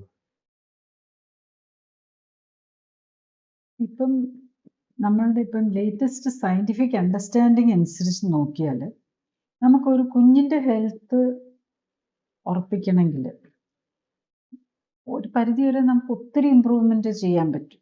കുട്ടികളുടെ ഞാൻ ബേസിക്കലി ഒരു ഇൻഫെർട്ടിലിറ്റി ആണ് ഞാൻ പ്രൈമറി പ്രാക്ടീസ് ചെയ്തുകൊണ്ടിരുന്നത്. അപ്പോൾ അത് കാരണം തന്നെ നമുക്കറിയാവുന്ന ഈവൻ നമ്മളുടെ ഒരു അമ്മയ്ക്ക് ഒരു അല്ലെങ്കിൽ അച്ഛന് ജെനറ്റിക്കലി ഒരു പ്രോബ്ലം ഉള്ളത് കൊണ്ട് റിപ്പീറ്റഡ് അബോർഷൻ വരുമോ, അല്ലെങ്കിൽ കുഞ്ഞിന് മന്ദബുദ്ധിയാവുമോ ഒക്കെ ചെയ്യുന്നത്. അപ്പോൾ അതിനകത്തൊരു ജെനറ്റിക് പ്രോബ്ലം ഉണ്ട്. ഒരു ഡിസ്ലൊക്കേഷനോ ക്രോമസോമൽ ഡിസ്ലൊക്കേഷനോ ഒക്കെ ഉള്ളവർക്ക് പോലും നമ്മൾ കറക്റ്റായിട്ട് പ്ലാൻ ചെയ്യുവാണെങ്കിൽ 2 or 3 പലപ്പോഴും ഈ അബോർഷനൊക്കെ ആകുന്ന ആ കുഞ്ഞിന് സർവൈവ് ചെയ്യാൻ പറ്റാത്തവരാണല്ലോ. മറ്റേ അബ്നോർമൽ കൊച്ചു വരെ എത്തുന്നതിന് മുമ്പ് വരുന്നവരെ ചിലപ്പം 8-10 പ്രാവശ്യമൊക്കെ അബോർഷനായി പോയിട്ടുള്ളവരും ഒക്കെ നമ്മൾ നോക്കിയിട്ടുണ്ട്. അപ്പോൾ ഈ കറക്ഷൻ ചെയ്ത് വെച്ചിട്ട് പ്രഗ്നൻസിക്ക് ട്രൈ ചെയ്യുമ്പം ആക്ച്വലി ഒരു കുഞ്ഞിൻ്റെ ഹെൽത്ത് എന്ന് പറയുന്നത് ആ എഗ്ഗിൻ്റെയും സ്പേമിൻ്റെയും ഹെൽത്തും, ഒരു എഗ്ഗും സ്പേമും, അമ്മയിൽ നിന്ന് വരുന്ന എഗ്ഗും അച്ഛനിൽ നിന്ന് വരുന്ന സ്പേമും, ഇത് കൂടി അതൊരു 2 പേർക്കും 23, നമുക്ക് ഹ്യൂമന് 46 ക്രോമസോം ഉള്ളതിൽ 23 എണ്ണം അച്ഛനിൽ നിന്ന് വരും, 23 എണ്ണം അമ്മയിൽ നിന്ന് വരും. അപ്പം ഒരു സെമൻ സാമ്പിളിലാണെങ്കിൽ കോടാനുകോടി സ്പേംസ് ഉണ്ടാവും. അതിൽ ഒരു സ്പേമാണ് ഈ എഗ്ഗുമായിട്ടും ജോയിൻ ചെയ്യുന്നത്. അപ്പം ഈ ജോയിൻ ചെയ്യുന്ന ഇത്രയും ഏറ്റവും ഹെൽത്തി ആയിട്ടുള്ള ഒരു സ്പേമായിരിക്കും അതിനുള്ള ഓപ്പർച്യൂണിറ്റി കിട്ടുക. അപ്പം അതുപോലെ തന്നെ എഗ്ഗിൽ നമ്മൾ പല സമയങ്ങളിൽ അതിനകത്ത് ഈ ജെനറ്റിക് മെറ്റീരിയലിന് വ്യത്യാസം വരും. ഒന്ന്, ഓവുലേഷൻ നടക്കുന്ന സമയത്ത് ഒരു സെൽ ഡിവിഷൻ നടന്ന് ഒരെണ്ണം ഡിസ്കാർഡഡ് ആവും, ഒരു സെറ്റ് ഓഫ് ക്രോമസോംസ് ഡിസ്കാർഡഡ് ആവും. പിന്നെ അതുപോലെ തന്നെ പിന്നെ ഈ സ്പേം പെനട്രേറ്റ് ചെയ്യുന്ന സമയത്ത് വീണ്ടും ഒരു സെൽ ഡിവിഷനും കൂടെ നടന്ന് അവിടെ നിന്നും ഒരു ഗ്രൂപ്പ് ഡിസ്കാർഡ് ചെയ്യും.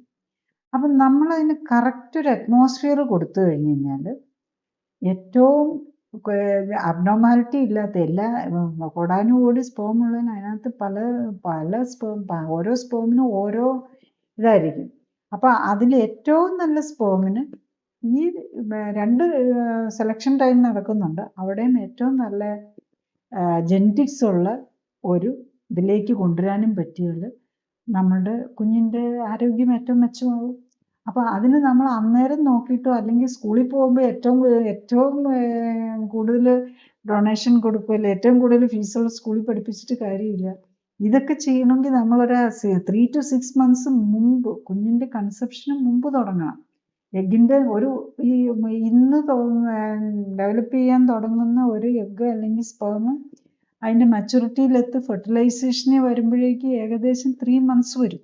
അപ്പോൾ ഒരു 3 months മുമ്പ് തന്നെ നമ്മളുടെ ഹെൽത്ത് കറക്റ്റ് ചെയ്ത് ആ ഏറ്റവും പീക്ക് ടൈമിൽ, അതായത് ഒരു എഗ് ആണെങ്കിലും സ്പേം ആണെങ്കിലും പുറത്ത് വന്നു കഴിഞ്ഞ് കഴിഞ്ഞാൽ, എഗ് പുറത്ത് വന്നു കഴിഞ്ഞാൽ അതിൻ്റെ ഒരു 12 to 24 hour ആണ് ഏറ്റവും ബെസ്റ്റ് ടൈം. അതുപോലെ സ്പേമിനും അതുപോലെ ഒത്തിരി ഓൾഡ് സ്പേമോ അല്ലെങ്കിൽ ഓൾഡ് എഗ് ഒക്കെ തമ്മിൽ ഫെർട്ടിലൈസ് ചെയ്യുമ്പോഴാണ് ഈ മംഗോളിസം ഒക്കെ പോലെയുള്ള ക്രോമസോമൽ അബ്നോർമാലിറ്റി ഒക്കെ വരാനുള്ള ചാൻസ് വളരെ കൂടുതൽ വരും.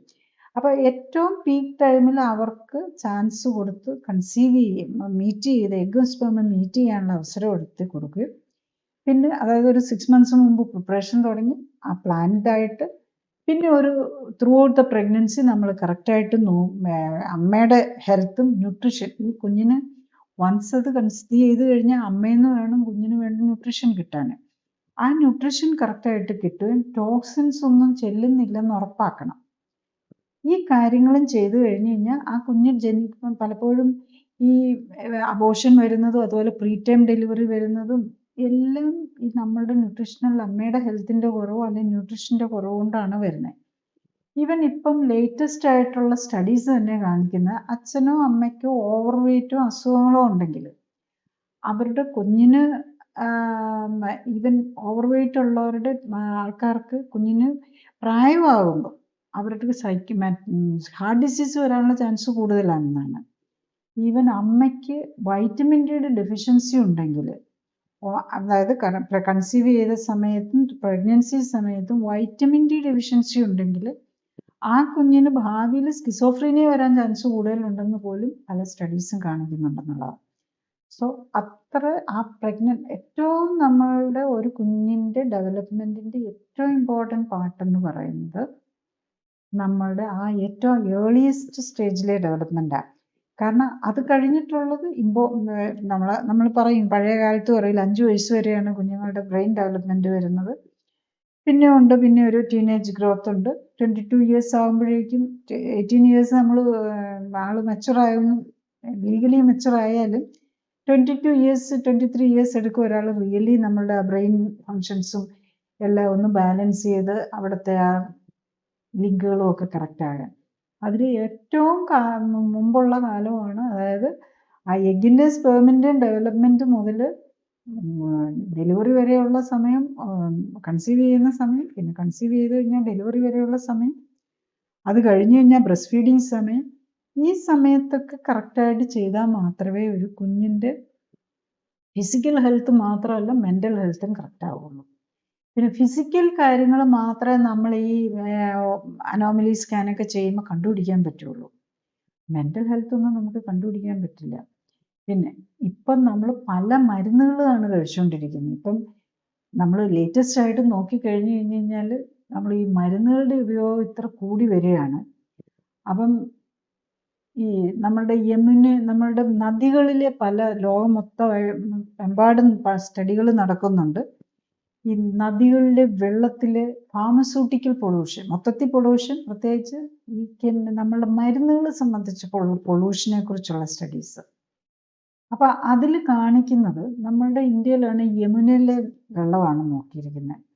അപ്പം അതിൽ മെറ്റ്ഫോമിൻ, നമ്മൾ ഈ ഡയബറ്റീസിന് വേണ്ടി കഴിക്കുന്ന മരുന്നുണ്ടല്ലോ മെറ്റ്ഫോമിൻ, അതുപോലെ ഏറ്റവും കൂടുതൽ പിന്നെ ഒരു കാർബമെസപ്പിൻ എന്നും പറഞ്ഞ് ഈ നമ്മളുടെ എപ്പിലെപ്സിക്ക് കഴിക്കുന്ന മരുന്ന്, എപ്പിലെപ്സിക്കും അതുപോലെ മെൻ്റൽ ഡിസോർഡറിനും ഒക്കെ കുറച്ച് സാധാരണ എപ്പിലെപ്സിക്ക്. അപ്പോൾ ഞാനാണെങ്കിലും ഈ സ്റ്റഡി കണ്ടിട്ട് ഞാനും അത്ഭുതപ്പെട്ടു പോയി.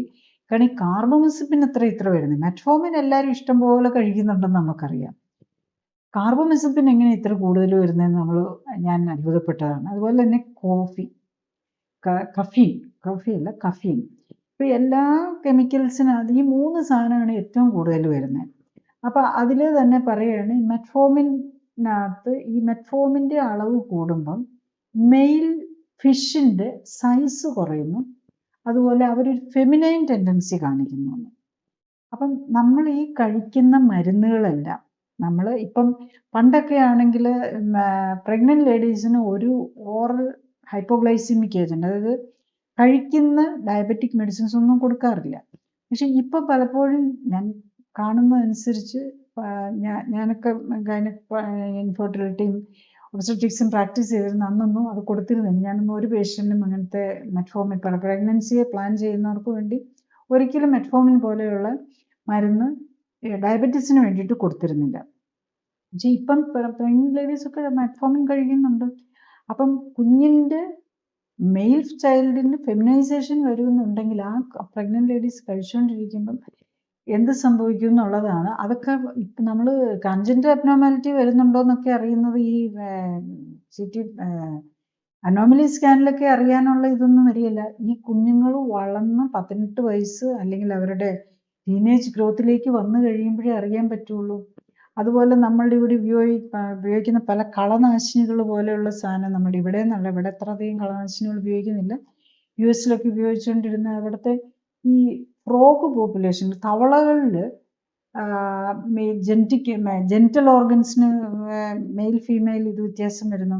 അപ്പം ഇതും ഈ ഫാർമസ്യൂട്ടിക്കൽ പൊള്യൂഷനും നമ്മൾ ഇങ്ങനെ വരുന്ന ഇന്നത്തെ ഇപ്പം ഈ സെക്ഷൽ ഐഡന്റിറ്റി പ്രോബ്ലംസ് ഒത്തിരി കൂടുവാണ്. അപ്പം പലരും മനസ്സിലാക്കിയിട്ടുണ്ടാകും. കാനഡയിലും അമേരിക്കയിലും ഒക്കെ അതിനെക്കുറിച്ചുള്ള ഒത്തിരി സ്കൂളിൽ തന്നെ ഒരു സ്കൂളിൽ അമേരിക്കയിലൊക്കെയാണ് ഒരു സ്കൂളിൽ ഒരു കൊച്ചിന് ഒരു പാരസിറ്റമോൾ കൊടുക്കണമെങ്കിൽ പേരൻസിൻ്റെ പെർമിഷൻ വേണം പോലും. അതേ സമയത്ത് ഒരു സ്കൂൾ എമർജൻസി വന്നാൽ ഈവൻ പിള്ളേർക്കൊരു ടാറ്റു കുത്താനോ അല്ലെങ്കിൽ ആൽക്കഹോൾ കഴിക്കാനോ 18 വയസ്സാകുന്നതിന് മുമ്പ് പറ്റൂല പലയിടത്തും. പക്ഷെ അവരുടെ സെക്സ് ചേഞ്ച് ചെയ്യാൻ മെയിലിൽ നിന്ന് ഫീമെയിലിലേക്ക് മാറ്റാനോ അതുപോലെ ഫീമെയിലിൽ നിന്ന് മെയിലിലേക്ക് മാറ്റാനോ കൊച്ചു പറഞ്ഞാൽ മതി, പേരൻസിനെ അറിയിക്കുക പോലും ചെയ്യേണ്ടെന്നാണ്. അപ്പം അത് ശരിക്കും പറഞ്ഞ് ഷോക്കിംഗ് ആണ്. ഇപ്പം നമ്മൾ അതൊക്കെ നമുക്ക് ചിന്തിക്കാൻ പറ്റാത്ത കാര്യങ്ങളാണ്. അതൊക്കെ എങ്ങനെ സാധിക്കുന്നു നമ്മൾ ചിന്തിച്ചു പോകും. പക്ഷെ നമ്മൾ ഇപ്പോഴേ അവെയറായി നമ്മളിവിടെ കറക്ഷൻസ് ചെയ്തില്ലെങ്കിൽ അവിടെ നിന്നുള്ളതാണ് ഇങ്ങോട്ട് വരാൻ പോകുന്നത് നമ്മൾ മനസ്സിലാക്കണം. അത്ര അധികം ഫാർമസ്യൂട്ടിക്കൽ പൊള്യൂഷനാണ് വരുന്നത്. ഒരു കൊച്ചിന് അതിൻ്റെ സെക്സ് മാറ്റണമെങ്കിൽ പേരൻസ് അറിയുക പോലും വേണ്ട. അതേസമയത്ത് പനിക്കൊരു പാരസിറ്റമോൾ കഴിക്കണമെന്നുണ്ടെങ്കിൽ കൊച്ചിൻ്റെ പേരൻസിൻ്റെ പെർമിഷൻ വേണം. പക്ഷെ അവർക്ക് പെൺകൊച്ചിന് ടെസ്റ്റോസ്റ്ററോൺ കൊടുക്കാനോ മെയിൽ ഹോർമോൺ കൊടുക്കാനും ആൺകൊച്ചിൻ്റെ സെക്സ് മാറ്റി ഫീമെയിൽ ഹോർമോൺ കൊടുക്കാനും പേരൻസ് പോലും അറിയാൻ മേലാത്ത അത്രയും ഒരു വല്ലാത്ത ഡിലമയിലാണ് അവിടുത്തെ പല പേരൻസും. ഈവൻ നമ്മൾ മലയാളികളെ കുറിച്ച് പോലും കേൾക്കുന്നുണ്ട് ഇങ്ങനെ കുട്ടികളുടെ ജെൻഡർ പ്രശ്നങ്ങൾ വന്നിട്ട് അവരൊക്കെ ഭയങ്കര ഡിപ്രസ്ഡ് ആയിട്ടിരിക്കുന്നവരെ കുറിച്ച് ഉണ്ട്. പക്ഷെ നമ്മൾ ആ കാര്യങ്ങൾ നമുക്ക് ഇവിടെയും സംഭവിക്കാമെന്നുള്ളത് ഓർക്കണം. അതുകൊണ്ട് നമ്മൾ ഈ ഫാർമസ്യൂട്ടിക്കൽ പൊള്യൂഷനെ കുറിച്ച് കൂടുതൽ അവെയർ ആകണം. പല മരുന്നുകളും ഈ നമ്മൾ പ്രഗ്നൻസി കഴിക്കുന്നത് മാത്രമല്ല, ഈ കഴിച്ചിട്ട് പോകുന്നതെല്ലാം നമ്മുടെ യൂറിനിൽ കൂടെ നമ്മുടെ വിസർജ്യ വസ്തുക്കളിൽ കൂടെ നമ്മളുടെ കുടിവെള്ളത്തിലാണ് എത്തുന്നത്. അതിപ്പം നമുക്കിപ്പോൾ ഇവിടുത്തെ ഇപ്പോൾ കൊച്ചിയിലേത് എടുത്തു കഴിഞ്ഞ് കഴിഞ്ഞാൽ നമ്മൾ വരുന്ന പെരിയാറ്റിലെ വെള്ളമാണ് എടുക്കുന്നത്.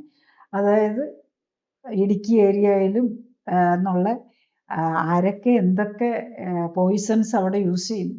പോയിസൺസ് മാത്രമല്ല, ഡയബറ്റിക് മരുന്നുകളും പ്രഷറിന് വേണ്ടിയിട്ട് എടുക്കുന്ന മരുന്നുകളും ക്യാൻസറിന് വേണ്ടിയിട്ട് എടുക്കുന്ന മരുന്നുകളും അവിടുത്തെ ചെടികൾ കഴിക്കുന്ന പെസ്റ്റിസൈഡ്സും എല്ലാം നമ്മുടെ ഈ വെള്ളത്തിലേക്കാണ് വരുന്നത്. അതാണ് നമ്മളുടെ കൊച്ചിക്കാർ കുടിക്കാവുന്ന ഏറ്റവും ബെസ്റ്റ് വെള്ളം. ഇപ്പം നമ്മൾ കോർപ്പറേഷൻ തരുന്ന വെള്ളമാണല്ലോ ഏറ്റവും ബെസ്റ്റായിട്ട് നമ്മൾ എടുക്കുന്നത്. അതാണല്ലോ നമ്മുടെ കുടിവെള്ളം. അതിനെ കൂടി വന്നാൽ നമ്മളുടെ ഫിൽറ്ററിൽ കൂടെ നമ്മളുടെ ഇതല്ലേ നമുക്ക് ചെയ്യാൻ പറ്റുള്ളൂ, തിളപ്പിച്ച് കുടിക്കാനേ പറ്റുള്ളൂ. അതിൻ്റെ അകത്തൊന്നും ഈ സാധനങ്ങളൊന്നും പോവുകയില്ല. അപ്പം നമ്മൾ ഈ കഴിക്കുന്ന മരുന്നുകളെല്ലാം അവസാനം ഈവൻ നമ്മൾ വെള്ളത്തിൽ കൂടെ വരുന്നത് പോലെ തന്നെ ചെടികളിലേക്കും വരും. നമ്മൾ ഈ വെള്ളം തന്നെയാണല്ലോ നമ്മൾ ഇറിഗേഷന് യൂസ് ചെയ്യുന്നത്.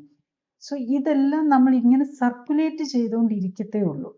അപ്പം ഇതെല്ലാം നമ്മളുടെ മാനസിക നില, പ്രത്യേകിച്ച് ഇനി വരാൻ പോകുന്ന ഫ്യൂച്ചർ ജനറേഷനെ ആയിരിക്കും ഇതെല്ലാം ഏറ്റവും കൂടുതൽ അഫക്റ്റ് ചെയ്യാൻ പോകുന്നത്. നമ്മൾ അത്ര അവെയർനെസ് വരികയും നമ്മൾ ഈ മരുന്നുകളുടെ ഉപയോഗം കുറയ്ക്കുകയും. ഇപ്പം ഞാൻ ഈ clinically supported lifestyle correction കൊണ്ട് ഉദ്ദേശിക്കുന്നത് അതാണ്. നമ്മൾ കാണുന്നത് എന്താണെന്ന് വെച്ച് കഴിഞ്ഞാൽ എത്ര മരുന്ന് കഴിക്കുന്നവരാണെങ്കിലും അവർക്കൊരു ബേസിക് ഹെൽത്ത് ഉണ്ടെങ്കിൽ ഡയബറ്റീസും ഹൈപ്പർ ടെൻഷനും ആർത്രൈറ്റിസിനും കൊളസ്ട്രോളിനും ഹാർട്ടിനും എല്ലാം കഴിക്കുന്നവരാണെങ്കിലും വിതിൻ എ മന്ത് നമുക്ക് ഈ മരുന്നുകളെല്ലാം കുറച്ചുകൊണ്ട് നിർത്തി അവരുടെ പ്രഷറും ഷുഗറും യൂറിക് ആസിഡും കൊളസ്ട്രോളും ഒക്കെ കൺട്രോൾ ചെയ്യാൻ പറ്റുന്നുണ്ട്. ഒള്ളി ആകെ വേണ്ടത് അവനവനൊരു തീരുമാനം എടുക്കുക എന്നുള്ളതാണ്. അത് അവനവനൊരു കാര്യം മനസ്സിലാക്കണം. അവനവന് വേണ്ടി മാത്രമല്ല അത് ചെയ്യേണ്ടത്. അത് നമ്മുടെ മക്കൾക്കും മക്കളുടെ മക്കൾക്കും കൂടെ വേണ്ടിയിട്ട് അത് വേണം എന്നുള്ളതാണ്. നമ്മൾ ഈ കഴിക്കുന്ന മരുന്ന് അവർക്കാണ് ദോഷം ചെയ്യാൻ പോകുന്നത്. ഒരാൾ ചിന്തിച്ചേ പറ്റില്ല. ഇപ്പം നമ്മൾ ഒരാൾ തീരുമാനിക്കുകയാണ്, എന്നാൽ ഞാനെല്ലാം 3 മാസം എല്ലാം ഞാൻ 6 മാസം നോക്കി ഞാൻ കറക്റ്റായിട്ട് പ്രഗ്നൻ്റ് ആകാം എന്ന് നോക്കുമ്പോൾ ഡെഫിനറ്റ്ലി അവിടെ ഒരു പോസിറ്റീവ് വരുന്നുണ്ട്. പക്ഷെ അതുപോലെ തന്നെ നമ്മൾ എല്ലാവരിലേക്കും അത് എത്തിയാൽ മാത്രമേ നമ്മളുടെ ഇപ്പം നമ്മൾ മെൻ്റൽ ഹെൽത്തും ഫിസിക്കൽ ഹെൽത്തും പറയും. അതുപോലെ തന്നെ ഉള്ള ഒരു ആസ്പെക്റ്റാണ് സോഷ്യൽ ഹെൽത്ത്. ഈ സൊസൈറ്റിയുടെ ഹെൽത്തും കൂടി ഇമ്പ്രൂവ് ചെയ്യണം. അത് നമ്മളുടെ ഈ പൊള്യൂഷൻ ലെവല് വെള്ളത്തിലാണേലും എയറിലാണേലും ഉള്ളത് സൊസൈറ്റി നമുക്കെല്ലാവർക്കും ഒരേ ശ്വാസം തന്നെയാണ്, ഒരേ എയറാണ് നമ്മൾ ശ്വസിക്കുന്നത്. നമ്മൾ ഒരു ക്രൗഡ് ഉണ്ടെങ്കിൽ നമ്മൾ എത്ര ഡിസ്റ്റിങ്ക്റ്റ് ചെയ്താലും അവനവനെ ഡിസ്റ്റിങ്ക്റ്റ് ചെയ്താലും അടുത്തിരിക്കുന്ന ആളുടെ ഉള്ളിൽ കൂടെ ഇറങ്ങിയ ശ്വാസമാണ് നമുക്കും കിട്ടുന്നത്. നമ്മൾ ഒരു അങ്ങോട്ടും ഇങ്ങോട്ടും സംസാരിച്ചുകൊണ്ടിരിക്കുന്നു, അല്ലെ ട്രെയിനിൽ പോകുന്നു, അപ്പുറത്തിരിക്കുന്ന ആൾ ശ്വസിച്ച് പുറത്ത് വിട്ട ശ്വാസമാണ് നമ്മളുടെ ഉള്ളിലേക്ക് കയറുന്നത്. അതുപോലെ അവിടെ ഇരിക്കുന്ന പപ്പിയാണെങ്കിൽ ശ്വസിച്ച് പുറത്തേക്ക് വിട്ട് ഓക്സിജൻ എന്നല്ല എയറാണ് നമ്മുടെ ഉള്ളിൽ കയറുന്നത്. അതുപോലെ ചെടികൾ പുറത്തേക്ക് വിടുന്ന എയറാണ് നമുക്ക് ഏറ്റവും ബെസ്റ്റ് എയറായിട്ട് നമ്മൾ കണക്കാക്കുന്നത്. മറ്റ് ജീവികൾ വിടുന്ന മറ്റ് ജീവികളായിട്ട് പ്ലാന്റിൽ നിന്ന് പുറത്തു വരുന്നത് അവരാണ് പ്യൂരിഫയേഴ്സ് ആയിട്ടിരിക്കുന്നത്. ഇപ്പം ഇതെല്ലാം നമ്മൾ ഒരാളുടെ ഹെൽത്ത് അല്ല, സമൂഹത്തിൻ്റെ ഹെൽത്താണ് ഇമ്പോർട്ടൻ്റ് ആയിരുന്നത്. അതുപോലെ തന്നെ സമൂഹം വിചാരിക്കണം നമ്മൾ ശരിയാവണമെന്ന്. അപ്പം ഒരാളുടെ ജീവിതശൈലി രോഗം മാറുമ്പം അയാൾക്ക് മാത്രമല്ല ബെനിഫിറ്റ് വരുന്നത്, അവരുടെ വീടിന് മാത്രമല്ല ബെനിഫിറ്റ് വരുന്നത്, നമ്മളുടെ പൊള്യൂഷൻ ലെവൽ പോലും കുറയുകയാണ് ചെയ്യുന്നത്. അപ്പം അത് നമ്മളുടെ ഫ്യൂച്ചർ ജനറേഷൻ്റെ ഫിസിക്കൽ ഹെൽത്ത് മാത്രമല്ല മെൻ്റൽ ഹെൽത്തിനെയാണ് ഏറ്റവും ബാധിക്കുന്നതെന്ന് ഓർക്കണം. കാരണം ബ്രെയിനിൻ്റെയും ഹാർട്ടിൻ്റെയും ഒക്കെ ഡെവലപ്മെൻറ്റ് തുടങ്ങുന്നത് നമ്മൾ ഒരു പ്രഗ്നൻസി ടെസ്റ്റ് പോസിറ്റീവ് ആകുന്നതിന് മുമ്പ് തന്നെ ആ കുഞ്ഞിൻ്റെ ബ്രെയിൻ ഡെവലപ്മെൻറ്റും ഹാർട്ട് ഡെവലപ്മെൻറ്റും ഒക്കെ തുടങ്ങിക്കഴിഞ്ഞു. 6 ആഴ്ചയാകുന്ന നമ്മളൊരു ഹാർട്ട് ബീറ്റ് കണ്ടു തുടങ്ങുമ്പോഴേക്കും അവരുടെ ബ്രെയിനിൻ്റെയൊക്കെ ഡെവലപ്മെൻറ്റ് ഒരു നല്ല പാട്ട് കഴിഞ്ഞു. അത്ര ഇമ്പോർട്ടൻ്റ് ആണ്. പക്ഷേ ഏറ്റവും നമ്മുടെ ബോഡിയുടെ ഒരു പ്രത്യേകത എന്താണെന്ന് ചോദിച്ചു കഴിഞ്ഞാൽ നമ്മുടെ നമ്മൾ ഈവൻ ഒരു 16 വീക്സിലാണ് നമ്മൾ കൺജനിറ്റൽ അനോമലി സ്കാൻ ചെയ്യുന്നത്. അനോമലി സ്കാനിൽ ബ്രെയിനിൽ ഇപ്പം നമ്മൾ വെള്ളം കിട്ടുന്നെന്നോ അല്ലെ ഹാർട്ടിലൊരു പ്രോബ്ലം ഉണ്ടെന്നോ അല്ലെങ്കിൽ ഈവൻ നട്ടെല്ലിനൊരു പ്രോബ്ലം ഉണ്ടെന്നോ ഈവൻ മുച്ചുണ്ടോ അങ്ങനത്തെ ഇങ്ങനെ മുഖത്തിനൊക്കെ എന്തെങ്കിലും പ്രോബ്ലം ഉണ്ടെന്നോ കണ്ടിട്ടുള്ള കുഞ്ഞുങ്ങൾക്ക് പോലും അമ്മമാർ ലൈഫ് സ്റ്റൈൽ കറക്ഷൻ എടുത്ത് കറക്റ്റായിട്ടുള്ള ഫുഡും ന്യൂട്രീഷനും എക്സസൈസും ഒക്കെ ചെയ്തു കഴിഞ്ഞാൽ വിതിൻ എ മന്ത് 4 to 6 വീക്സിനുള്ളിൽ അത് കറക്റ്റ് ആവുന്നുണ്ടെന്നുള്ളതാണ്. അപ്പം അത്ര കറക്റ്റായിട്ട് നമ്മളതിനെ കറക്റ്റ് ചെയ്യാനും പറ്റും. പക്ഷെ സമയത്ത് നമ്മളുടെ ബോഡി എന്ന് പറയുന്നത് ഫിസിക്കൽ ഹെൽത്ത് ആണെങ്കിലും മെൻ്റൽ ഹെൽത്ത് ആണെങ്കിലും എല്ലാം നമ്മുടെ ഫുഡിൽ നിന്ന് തന്നെയാണ് വരുന്നത്, നമ്മളുടെ ആക്ടിവിറ്റിയിൽ നിന്നാണ് വരുന്നത്. അല്ലെ നമ്മുടെ ഉള്ളിൽ ചെല്ലുന്ന ടോക്സിനിൽ നിന്നാണ് ഇതിൻ്റെ എല്ലാം തുടക്കം. ഹെൽത്ത് ആണെങ്കിലും രോഗമാണെങ്കിലും ആ ഒരു ബേസിക് പ്രിൻസിപ്പിൾ മനസ്സിലാക്കി അതിൻ്റെ സയൻസ് മനസ്സിലാക്കി അതനുസരിച്ച് ജീവിക്കാനാണ് നമ്മൾ പഠിക്കേണ്ടത്. ഇപ്പോൾ ഒരു കോമൺ ആയിട്ട് വരുന്ന ഒരു വിഷയമാണ് ഈ ADHD. അത് കൂടുതലും പറയുന്നത് പിള്ളേരുടെ കാര്യത്തിലാണ് ADHD എന്ന് പറഞ്ഞു കേൾക്കുന്നത്. പക്ഷേ അതേസമയം ഈ ADHD എന്ന് പറയുന്നത് ഒറിജിനലി മുതിർന്നവരുടെ ഒരു കാര്യമായിട്ടാണ് നേരത്തെ എടുത്തിരുന്നത്. എന്തുകൊണ്ടാണ് ഇപ്പോൾ ഈ ADHD മുതിർന്നവരുടെ ഒരു പ്രശ്നമായിട്ട് കണ്ടുകൊണ്ടിരുന്ന ഒരു വിഷയം ഇപ്പോൾ വളരെ വ്യാപകമായിട്ട് ഈ പിള്ളേർക്ക് ഉള്ളതായിട്ട് കേൾക്കുന്നത്? പഴയ കാലത്ത് ഇപ്പം നമ്മൾ ഈ കളിക്കാനുള്ള അവസരം ഇല്ലാതെ വന്നതും ഈ കമ്പ്യൂട്ടറിൽ മാത്രം ഇരിക്കുന്നതും അല്ലെങ്കിൽ പുസ്തകം മാത്രം വായിക്കുകയും പഠിത്തമായിട്ടും ഇതിനൊത്തിരി ബന്ധമുണ്ടെന്നുള്ളതാണ്.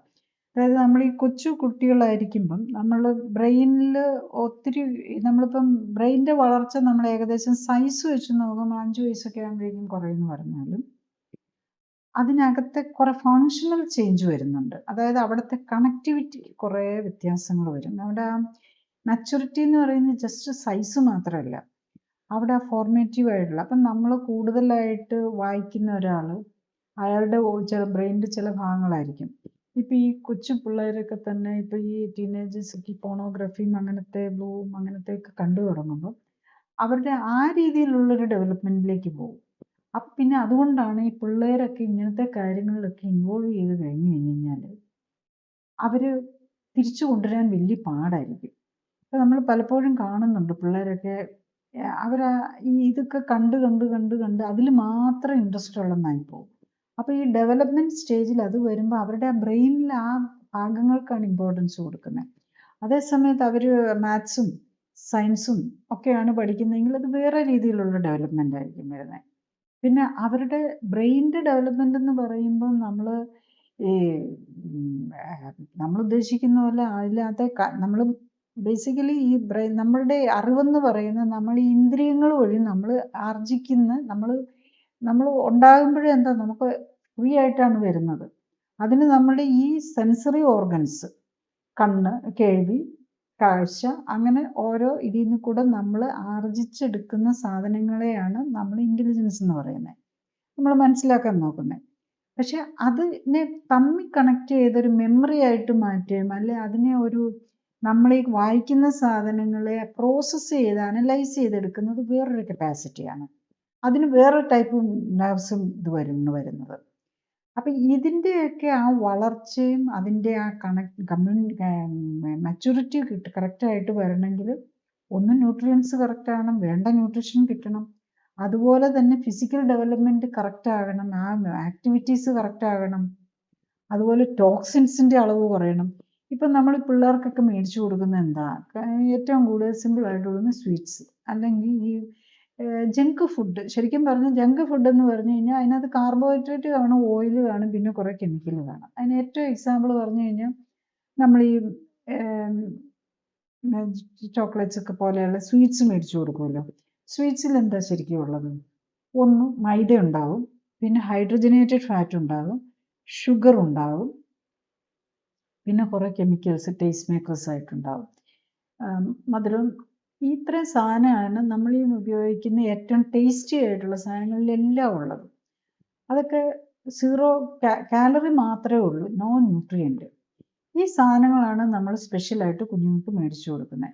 നമ്മുടെ ബ്രെയിനിൽ ഏറ്റവും ഇമ്പോർട്ടൻ്റ് ആയിട്ടുള്ള ഒരു നമ്മുടെ ബ്രെയിൻ ഫോർമേഷന് വേണ്ടിയിട്ട്, ഡെവലപ്മെൻറ്റിന് വേണ്ടത് ഫാറ്റാണ്.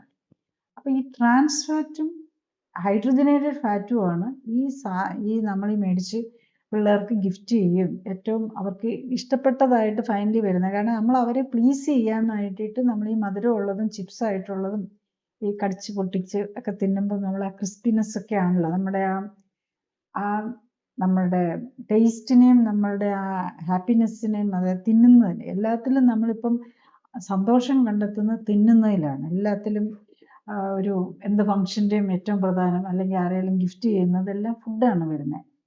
അപ്പം ഈ കാര്യങ്ങളാണ് നമുക്ക് ഏറ്റവും ദോഷം, അവരുടെ ബ്രെയിനിന് ഏറ്റവും ദോഷം ചെയ്യാവുന്ന സാധനങ്ങളാണ് ഈ കാര്യങ്ങൾ. ഗുണം ചെയ്യാവുന്ന സാധനങ്ങൾ അവർക്ക് കിട്ടുന്നില്ല എന്നുള്ളതാണ് ശരിക്കും പറഞ്ഞു കഴിഞ്ഞാൽ. പിന്നെ വൺസ് അങ്ങനെ കൊടുത്തു വന്നു കഴിയുമ്പോൾ പിന്നെ അവർക്ക് അതിനോട് അഡിക്ഷൻ ആയി പോകും. പിന്നെ അത് മാറ്റാനും പറ്റുന്നില്ല. പിന്നെ പിള്ളേർ വളർന്നു വരുമ്പോഴേക്കും അവരുടെ ഇത് ഈ ടേസ്റ്റ് മേക്കേഴ്സ് ഇട്ട ഫുഡാണല്ലോ വരുന്നത്. അപ്പം നമ്മളുടെ നാച്ചുറൽ മെക്കാനിസത്തെ തന്നെ തെറ്റിച്ച് കാണിക്കുകയാണ് ചെയ്യുന്നത്. ടേസ്റ്റ് ഇല്ലാത്ത ഒരു സാധനത്തിന് ആർട്ടിഫിഷ്യലി ടേസ്റ്റി ആക്കുന്നു, ഭംഗിയില്ലാത്ത സാധനത്തിന് ആർട്ടിഫിഷ്യൽ കളറിട്ട് ഭംഗി പിടിപ്പിക്കുന്നു, പിന്നെ അതിനെ ക്രിസ്പി ആക്കി, അല്ലെങ്കിൽ സ്മെല്ല്, അതിനെ അട്രാക്റ്റീവ്, ഫുഡിൻ്റെ സ്മെല്ല് ഈസ് വെരി ഇമ്പോർട്ടൻറ്റ്. അപ്പം അതിനെ അട്രാക്റ്റീവ് ആക്കാൻ വേണ്ടിയിട്ട് പ്രത്യേക സെൻറ്റ് അതിനകത്ത് ഇടുന്നു. അതുപോലെ തന്നെ അതിനെ ക്രിസ്പി ആക്കാൻ വേണ്ടിയിട്ട് സ്പെഷ്യൽ സാധനങ്ങൾ ഉപയോഗിച്ച് അതിൻ്റെ കുക്കിങ്ങിനകത്തും അല്ലെങ്കിൽ ബേക്കിങ്ങിനകത്തും ഒക്കെ ക്രിസ്പി ആക്കി എടുക്കുന്നു. അപ്പം ഇതെല്ലാം കൂടി ഈ 6 ഇന്ദ്രിയങ്ങൾ, ശരിക്കും പറഞ്ഞാൽ 5 അല്ല 6 ഇന്ദ്രിയങ്ങളുണ്ട്. ഇതിനെ എല്ലാം കൂടെ മാനിപ്പുലേറ്റ് ചെയ്താണ് നമ്മൾ ഈ ഫുഡ്. അപ്പം ആ ഫുഡ് വരുമ്പോൾ ഇങ്ങനത്തെ ഫുഡ് വന്ന് പിള്ളേരുടെ ഈവൻ ബ്രെയിൻ ഡെവലപ്മെന്റ് പോലും തെറ്റിപ്പോവുകയാണ്. അതുകൊണ്ടാണ് അവർ ADHD പോകുന്നത്. അവർക്ക് ബ്രെയിൻ കറക്റ്റായിട്ട് വർക്ക് ചെയ്യണമെങ്കിൽ അതിന് വേണ്ട ന്യൂട്രിയൻ വേണം. ഏറ്റവും നമ്മളുടെ ഒരു സെല്ലിന്, പ്രത്യേകിച്ച് ബ്രെയിനിലാണ് ഏറ്റവും കൂടുതൽ omega-3 ഫാറ്റ് ഏറ്റവും കൂടുതൽ വേണ്ട, DHA ഏറ്റവും കൂടുതൽ വേണ്ട ബ്രെയിനിലാണ്. ബ്രെയിന്, പിന്നെ അതുപോലെ ടെസ്റ്റിസും ഓവറിയും പോലെയുള്ള ജെനിറ്റൽ ഓർഗൻസ്, സ്കിന്ന്, ഈ പിന്നെ കണ്ണിൻ്റെ റെറ്റിന, ഇതിൻ്റെയൊക്കെ ഡെവലപ്മെൻറ്റിനും ഫങ്ഷനിങ്ങിനും ഏറ്റവും ഇമ്പോർട്ടൻ്റ് ആയിട്ടുള്ളതാണ് ഈ omega-3-6 ഫാറ്റ്. അതിൻ്റെ ബാലൻസ്, അതിൻ്റെ ബാലൻസ് തെറ്റുമ്പോഴാണ് നമുക്ക് ഈ മാനസിക രോഗങ്ങൾ വരുന്നത്. അതിൻ്റെ മൈനർ ഫോമായിട്ട് പിള്ളേർ വരുമ്പോൾ അതിന് ADHD എന്ന് പറയും. അതിൽ കൂടുതലൊരു ഡാമേജിങ് ഫോമായിട്ട് അതിൻ്റെ മുമ്പിൽ കൂടുതൽ വന്നിട്ടുള്ളവരോട് നമ്മൾ ഓട്ടിസം എന്ന് പറയും. അതായത് അവരുടെ ഡെവലപ്മെൻറ്റിൻ്റെ ഏർലി സ്റ്റേജിൽ തന്നെ, പ്രഗ്നൻ്റ് ആയിരുന്ന സമയത്ത് തന്നെ ബ്രെയിനിന് കാര്യമായ ഡാമേജ് വന്നിട്ടുണ്ടെങ്കിൽ, ഒത്തിരി ഡാമേജ് വന്നാൽ പ്യുവർ മെൻ്റൽ റിട്ടാർഡേഷൻ ആകും. വേറൊരു ലെവലിലുള്ള ഡാമേജ് വരുമ്പോൾ അതൊരു മാനസിക രോഗമാകും. ഓട്ടിസം എന്ന് പറയുമ്പോൾ അത് മാനസിക രോഗങ്ങളുടെ ഗ്രൂപ്പിലാണ് അതിനെ വരുന്നത്. അതിൻ്റെ ബ്രെയിൻ ഡെവലപ്മെൻറ്റിന് വന്നിരിക്കുന്ന പ്രോബ്ലമാണ് അത് വന്നിരിക്കുന്നത്. അത് കഴിഞ്ഞ് പിന്നെ ഉള്ളത് ആ കമ്മ്യൂണിക്കേഷൻ ഇതിൽ വന്ന കറക്റ്റായിട്ടുള്ള, നമ്മളൊരു ചെടിയെ വളർത്തുകയാണെങ്കിൽ പ്രൂണിങ് എന്നൊക്കെ പറയുമല്ലോ, അതുപോലെ നമ്മളുടെ ബ്രെയിനിലെ ഈ നെർവ്സിൻ്റെ കണക്ഷൻസിന് കുറച്ച് പ്രൂണിങ്ങും കാര്യങ്ങളും ഒക്കെ നടക്കുന്നുണ്ട്. ആ കാര്യങ്ങൾ പ്രോപ്പർ ആകാതെ വരുമ്പോഴാണ് ADHD എന്ന് പറയുന്നത്. അറ്റൻഷൻ ഡെഫിസിറ്റ്, അവർക്ക് ഒന്നിനും കോൺസെൻട്രേറ്റ് ചെയ്യാൻ പറ്റില്ല 5 മിനിറ്റ് കഴിയുമ്പോഴേക്കും ഇത്. അത് നമ്മളുടെ ഇപ്പോഴത്തെ ജനറേഷൻ, ഇപ്പം 10 കൊല്ലം മുമ്പുള്ള 10 വയസ്സുള്ള കൊച്ചിപ്പം 20 വയസ്സായി. അപ്പം ഇനി അവർ 30 വയസ്സാകുമ്പോഴും അത് തുടർന്നുകൊണ്ടിരിക്കും. അപ്പോൾ ഇനിയിപ്പം പ്രായമായി കഴിയുമ്പോൾ പിന്നെ അവർക്ക് മറ്റുള്ള രോഗങ്ങളുടെ ഭാഗമായിട്ടും കൂടെ ബ്രെയിൻ ഡാമേജ് വരുമ്പോഴേക്കും, പണ്ടൊക്കെ ആണെങ്കിൽ പ്രായം കൂടുന്നതനുസരിച്ച് ആൾക്കാർ ജീവിച്ചിരിക്കുന്നവരുടെ ബുദ്ധി കൂടുമായിരുന്നു, അല്ലെങ്കിൽ ഇൻ്റലിജൻസും കാര്യങ്ങളും കൂടി വരിക. കാരണം നമ്മൾ ഇൻ്റലിജൻസ് കൂടണമല്ലോ, കാരണം നമ്മുടെ എക്സ്പീരിയൻസ് അനുസരിച്ച് നമ്മുടെ ഇൻ്റലിജൻസും അതനുസരിച്ച് നമുക്കൊരു ബെറ്റർ ഔട്ട്പുട്ട് വരാൻ ഉള്ള ഇതാണ്. ഇപ്പം സാധാരണ 75 വയസ്സ് കഴിഞ്ഞ് കഴിഞ്ഞാൽ, അല്ലെങ്കിൽ 60 വയസ്സ് കഴിഞ്ഞ് കഴിഞ്ഞാൽ നമ്മളൊരു അഡ്വൈസറി റോളാണ് എപ്പോഴും എടുക്കുക. പക്ഷെ ഇപ്പോൾ 60 വയസ്സ് കഴിയുന്ന പലർക്കും അഡ്വൈസറി റോള് പോയിട്ട് അവരെ മാനേജ് ചെയ്യാൻ പറ്റുന്നില്ല. കാരണം അവരുടെ ബ്രെയിനിൽ അപ്പോഴേക്കും തന്നെ പല പ്രശ്നങ്ങൾ വരിക, ബ്രെയിൻ ഡാമേജ് വരിക, അൾഷീമേഴ്സ് ഡിസീസ്, മെമ്മറി കുറഞ്ഞു പോകുന്നു, അൾഷീമേഴ്സിലേക്ക് പോകുന്നു, ഇറിറ്റബിലിറ്റി ആകുന്നു. അത് ആ ബ്രെയിൻ ഡാമേജിലേക്ക് പോവുക. സാധാരണ 70-60 വയസ്സ് കഴിഞ്ഞ് കഴിഞ്ഞാൽ അവരായിരിക്കണം യങ്ങർ ജനറേഷനെ അഡ്വൈസ് ചെയ്യേണ്ടവർ. പക്ഷെ അവർക്ക് ആ നില പറ്റുന്ന എത്ര പേരുണ്ടിന്ന്? കൂടുതൽ പേരും മാനസിക നിലയിൽ വളരെ ഡിപ്പ് വരുവാണ് ചെയ്യുന്നത്. അപ്പം അത് നമ്മൾ തുടങ്ങുമ്പോൾ തന്നെ നമ്മൾ ഓരോ രോഗങ്ങളും നമ്മുടെ ബ്രെയിനിനെയും കൂടെ ബാധിക്കുന്നുണ്ട്. ഡയബറ്റിസ്, ഷുഗർ ഉണ്ടായി അങ്ങനെ, എനിക്ക് ഷുഗറൊക്കെ കുറച്ചൊക്കെ ഉണ്ട്, കുഴപ്പമൊന്നുമില്ല എന്നുള്ള നിലയിൽ നിന്നിട്ട് കാര്യമില്ല. ഷുഗറും കൊളസ്ട്രോളും ഒക്കെ ഫൈനലി നമ്മുടെ നെർവ്സിനെയാണ് ബാധിക്കുന്നത്, നമ്മുടെ ഇൻ്റലക്ച്വൽ കപ്പാസിറ്റിയാണ് ബാധിക്കുന്നത്. പ്രഷറാണെങ്കിലും നമ്മളുടെ ബ്രെയിനിനെയാണ് ഏറ്റവും കൂടുതൽ ബാധിക്കുന്നത്. അതിന് കഴിക്കുന്ന മരുന്നാണെങ്കിലും ഫൈനലി നെർവ്സിനെയും ബ്ലഡ് വെസൽസിനെയാണ് ബാധിക്കുന്നതെന്ന് മനസ്സിലാക്കി മരുന്നില്ലാതെ നമ്മളുടെ അസുഖങ്ങൾ നിലനിർത്തുകയാണെങ്കിൽ നമ്മൾ ഈ 60-70 വയസ്സുള്ളവർ നമ്മളെ അവരുടെ ചിൽഡ്രനെ അഡ്വൈസ് ചെയ്യാനും അല്ലെങ്കിൽ ഒരു അഡ്വൈസറി റോളിൽ ഇരിക്കാനുള്ള കപ്പാസിറ്റിയിലേക്ക് വരാൻ പറ്റും, ഉണ്ടാകാൻ പറ്റും. അങ്ങനെ ഉണ്ടായാലാണ് നമ്മളുടെ സീനിയർ സിറ്റിസൺസിന് ഒരു വാല്യൂ വരുന്നത്. നമ്മൾ സീനിയർ സിറ്റിസൺ ആയി കഴിഞ്ഞിട്ട് നമ്മൾ സൊസൈറ്റിക്കും മക്കൾക്കും കൊച്ചുമക്കൾക്കും ഭാരമായാൽ പറ്റൂലല്ലോ. അവർക്ക് നമുക്ക് യൂസ്ഫുൾ ആയി നിൽക്കണമെന്നുണ്ടെങ്കിൽ നമ്മുടെ ബ്രെയിനിൻ്റെ കപ്പാസിറ്റി നിലനിർത്താൻ പറ്റണം. ഇപ്പം നേരത്തെ പറഞ്ഞ പോലെ ഈ ആങ്സൈറ്റി എന്ന് പറയുന്നത് ഒരു വലിയൊരു വിഷയമായിട്ടാണ് പലരും കാണുന്നത്. അപ്പം ഈ ആങ്സൈറ്റി ഉള്ളവർക്ക് അവർക്ക് ഒരു വക സെഡേറ്റീവ് ടൈപ്പ് മരുന്നുകൾ കൊടുത്ത് അവരുടെ ആങ്സൈറ്റി പിടിച്ചു നിർത്താനായിട്ട് ശ്രമിക്കുന്നത്. അതേസമയം ഡിപ്രഷൻ ഉള്ളവർക്ക് എന്തെങ്കിലും സ്റ്റിമുലൻ്റ് ആയിട്ടുള്ള മരുന്നുകൾ കൊടുത്ത് അതിന് അവർക്കൊരു ഉത്സാഹം തോന്നിക്കാവുന്ന രീതിയിലേക്ക് ആക്കുന്നത്. ഇതൊക്കെ പിന്നെ വേറെ മെൻ്റൽ അസുഖങ്ങളുള്ളവർക്ക് ആൻറ്റിസൈക്കോട്ടിക് മരുന്നുകൾ കൊടുത്ത് ട്രീറ്റ് ചെയ്യുന്നത് എന്നുള്ള രീതിയിൽ പോകുമ്പോൾ പലപ്പോഴും നമ്മൾ കേൾക്കുന്നത് ഈ മരുന്നുകൾ തന്നെ ഈ അസുഖങ്ങളുടെ പോലെ ലക്ഷണങ്ങൾ മരുന്നുകൾ കാരണം ഉണ്ടാവാറുണ്ടെന്നും പിന്നെ ഏറ്റവും ഉപരിയായിട്ട് ഈ ഈ പല ഇങ്ങനത്തെ ട്രീറ്റ്മെൻറ്റ്സ് എടുക്കുമ്പോഴും ഈ സൂയിസൈഡൽ ടെൻഡൻസി കൂടുന്നതായിട്ടും ഈ മരുന്ന് കഴിക്കുന്നതുകൊണ്ട് സൂയിസൈഡ് ചെയ്യാനുള്ള ഒരു താല്പര്യം കൂടുന്നതായിട്ടും ഉള്ളത് കേട്ടിട്ടുണ്ട്. ഇത് എത്രമാത്രം ശരിയാണ്? അങ്ങനെ ഉള്ള സാഹചര്യത്തിൽ എന്താണ് ചെയ്യാവുന്നത്? എല്ലാ സൈക്കാട്രിക് മെഡിസിൻസിനും നമ്മളുടെ ബ്രെയിനിലെ കെമിക്കൽ മെക്കാനിസത്തെ ഓൾട്ടർ ചെയ്യാനാണ് നോക്കുന്നത്. കെമിക്കൽ മെക്കാനിസം എന്ന് പറയുമ്പോൾ നമ്മൾ ഏകദേശം 100 or more ന്യൂറോ ട്രാൻസ്മിറ്റേഴ്സ് ഉണ്ട്. അതിൽ ഏറ്റവും പ്രധാനമായിട്ടുള്ളത് ഡോപ്പമിൻ. നമ്മൾ ഇപ്പം ശരിക്കും പറഞ്ഞു കഴിഞ്ഞാൽ ഈ വിറയൽ രോഗം ഉണ്ടല്ലോ, പാർക്കിൻസൺസ് ഡിസീസ്, അതിന് നമ്മൾ ഡോപ്പമിൻ അഗണിസ്റ്റാണ് കൊടുക്കുന്നത്. ഡോപ്പമിൻ എന്ന് പറഞ്ഞാലും നമ്മളുടെ ഒരു ന്യൂറോ ട്രാൻസ്മിറ്ററാണ്. പിന്നെ GABA എന്ന് പറയുന്ന വേറൊരു ന്യൂറോ ട്രാൻസ്മിറ്റർ ഉണ്ട്. പിന്നെ അസറ്റൈൽ കോളിൻ, അത് നമ്മുടെ ഏറ്റവും കൂടുതലുള്ളത് ഒരു ന്യൂറോ ട്രാൻസ്മിറ്ററാണ് അസറ്റൈൽ കോളിൻ. അത് മസിലിൽ നിന്ന് നെർവിൽ നിന്നും മസിലിലേക്കുള്ളതും അത് തന്നെയാണ്. അങ്ങനെ നമ്മളുടെ ബ്രെയിനിൽ മാത്രമല്ല, ഇൻഡസ്റ്റൈൻ മുതൽ ഇൻഡസ്റ്റൈനിൽ തന്നെ ഒരു എൻഡറിക് നെർവ് സിസ്റ്റം ഉണ്ട്. അപ്പോൾ അതും ബ്രെയിനുമായിട്ടും കണക്ട് ചെയ്തിട്ടുണ്ട്. അതുപോലെ സ്കെൽറ്റൽ മസിലിന് പോകുന്ന മോട്ടോർ നെർവ് സിസ്റ്റമായിട്ട് ബ്രെയിനുമായിട്ട് കണക്ട് ചെയ്ത്, എല്ലാം ബ്രെയിനുമായിട്ട് കണക്ട് ചെയ്താണ് ഇരിക്കുന്നത്. മോട്ടോർ നെർവ് സിസ്റ്റം ഉണ്ട്, സെൻസറി നെർവ് സിസ്റ്റം ഉണ്ട്, അതുപോലെ തന്നെ ഓട്ടോ ഇമ്മ്യൂൺ നെർവ് സിസ്റ്റം ഉണ്ട്, അതായത് ഓട്ടോണോമിക് നെർവ് സിസ്റ്റം ഉണ്ട്. അതിൽ തന്നെ സിമ്പത്തറ്റിക് ഉണ്ട്, പാരാസിമ്പത്തറ്റിക് ഉണ്ട്. സിമ്പത്തറ്റിക് പലയിടത്തും ഒരു സ്റ്റിമുലന്റ് പോലെയാണ്. പാരാസിമ്പത്തറ്റിക് ഒരു റെസ്റ്റ് ആൻഡ് റിലാക്സേഷൻ എന്നുള്ള, റെസ്റ്റ് ആൻഡ് റീപ്രൊഡക്ഷൻ അല്ലെങ്കിൽ റെസ്റ്റ് ആൻഡ് റിലാക്സേഷൻ എന്ന് പറയുന്നത്. ഇതിനെല്ലാം ബാലൻസ് ചെയ്തുകൊണ്ട് പോകാവുന്നത് ഈ കെമിക്കൽ മെക്കാനിസം തന്നെയാണ്. ഈ കെമിക്കൽ മെക്കാനിസത്തിൽ വരുന്ന വേരിയേഷൻസ് ആണ് സൈക്കാട്രിക് ഡിസീസിന് വരുന്നത്. അപ്പം നമ്മൾ സിംപ്ലി എന്താ ചെയ്യുന്നതെന്ന് വെച്ചാൽ, പല സൈക്കാട്രിക് മെഡിസിൻ എങ്ങനെ ആക്ട് ചെയ്യുന്നതെന്ന് പോലും അറിയത്തില്ല. അതിനൊരു ആക്ഷൻ കണ്ടു, നമ്മളത് കൊടുക്കുന്നു. ഇപ്പം ചിലരൊക്കെ കാണാം 5-6 സൈക്കാട്രിക് മെഡിസിൻസ് ആണ് കഴിച്ചത്. ഇതെല്ലാം അങ്ങോട്ടും ഇങ്ങോട്ടും റിയാക്ട് ചെയ്യുകയും കൂടെയാണ്. ഇതെല്ലാം കിടന്ന് ബ്രെയിനിൽ ചെയ്യുമ്പോൾ അവരെ ഒരു ക്വയസൻ്റ് ആക്കി വെക്കാൻ മാത്രമേ പറ്റുള്ളൂ. അവരെ ഒരു ആക്റ്റീവ് പേഴ്സൺ ആക്കാൻ നമുക്ക് പറ്റില്ല. നമുക്ക് സൈക്കാട്രിക് മെഡിസിൻസ് എടുക്കുന്ന ഒരെണ്ണത്തിലൊക്കെ നിൽക്കുമ്പം ചില ഒരു ബൈപ്പോളാർ ഡിസീസ് എന്നൊക്കെ. അപ്പോൾ ഒരു സമയത്ത് അവർ മോർ അജിറ്റേറ്റഡ് ആവും, വേറൊരു സമയത്ത് ഡിപ്രസ്ഡ് ആവും. അപ്പോൾ അത് അവരുടെ ഫുഡുമായിട്ട് ഒത്തിരി റിലേറ്റഡ് ആയിരിക്കും. പിന്നെ നമ്മളുടെ ഈ സൈക്കാട്രിക് ഡിസോർഡേഴ്സും മറ്റ് എല്ലാ അസുഖങ്ങൾക്കും തന്നെ നമ്മളുടെ ഈ ലൂണാർ സൈക്കിൾ, അതായത് നമ്മുടെ ഗ്രഹങ്ങൾ പഴയ കാലത്ത് അങ്ങനെയൊക്കെ പറയുമായിരുന്നെങ്കിൽ നമ്മൾ അതിനൊക്കെ ഇമ്പോർട്ടൻസ് കുറച്ച് കൊടുത്തിരുന്നു.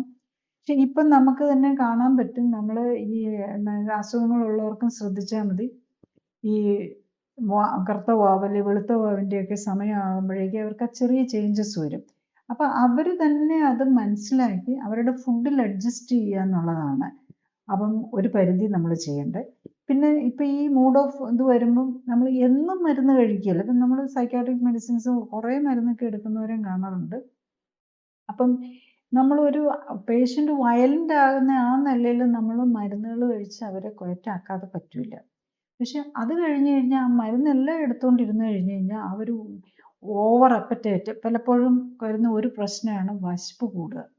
പിന്നെ ഏത് സൈക്കാട്രിക് മെഡിസിൻ്റെ നമ്മൾ ലിസ്റ്റ് എടുത്തു കഴിഞ്ഞ് കഴിഞ്ഞാൽ, അല്ലെങ്കിൽ അതിൻ്റെ സൈഡ് ഇഫക്റ്റിൻ്റെ ലിസ്റ്റ് എടുത്തു കഴിഞ്ഞ് കഴിഞ്ഞാലും ഇപ്പം പറഞ്ഞതുപോലെ സൂയിസൈഡൽ ടെൻഡൻസി, ഓൾമോസ്റ്റ് ഏത് സൈക്കാട്രിക് മെഡിസിൻ എടുത്ത് അതിന് സൂയിസൈഡൽ ടെൻഡൻസി അതിൻ്റെ ഒരു സൈഡ് ഇഫക്റ്റ് ആയിരിക്കും. അതുപോലെ മെനി ഇപ്പം ഡിപ്രഷന് വേണ്ടിയിട്ട് കൊടുക്കുന്ന മരുന്നാണ് അജിറ്റേഷൻ ഉണ്ടാക്കാം, സൈക്കോസിസിലേക്ക് പോകാം.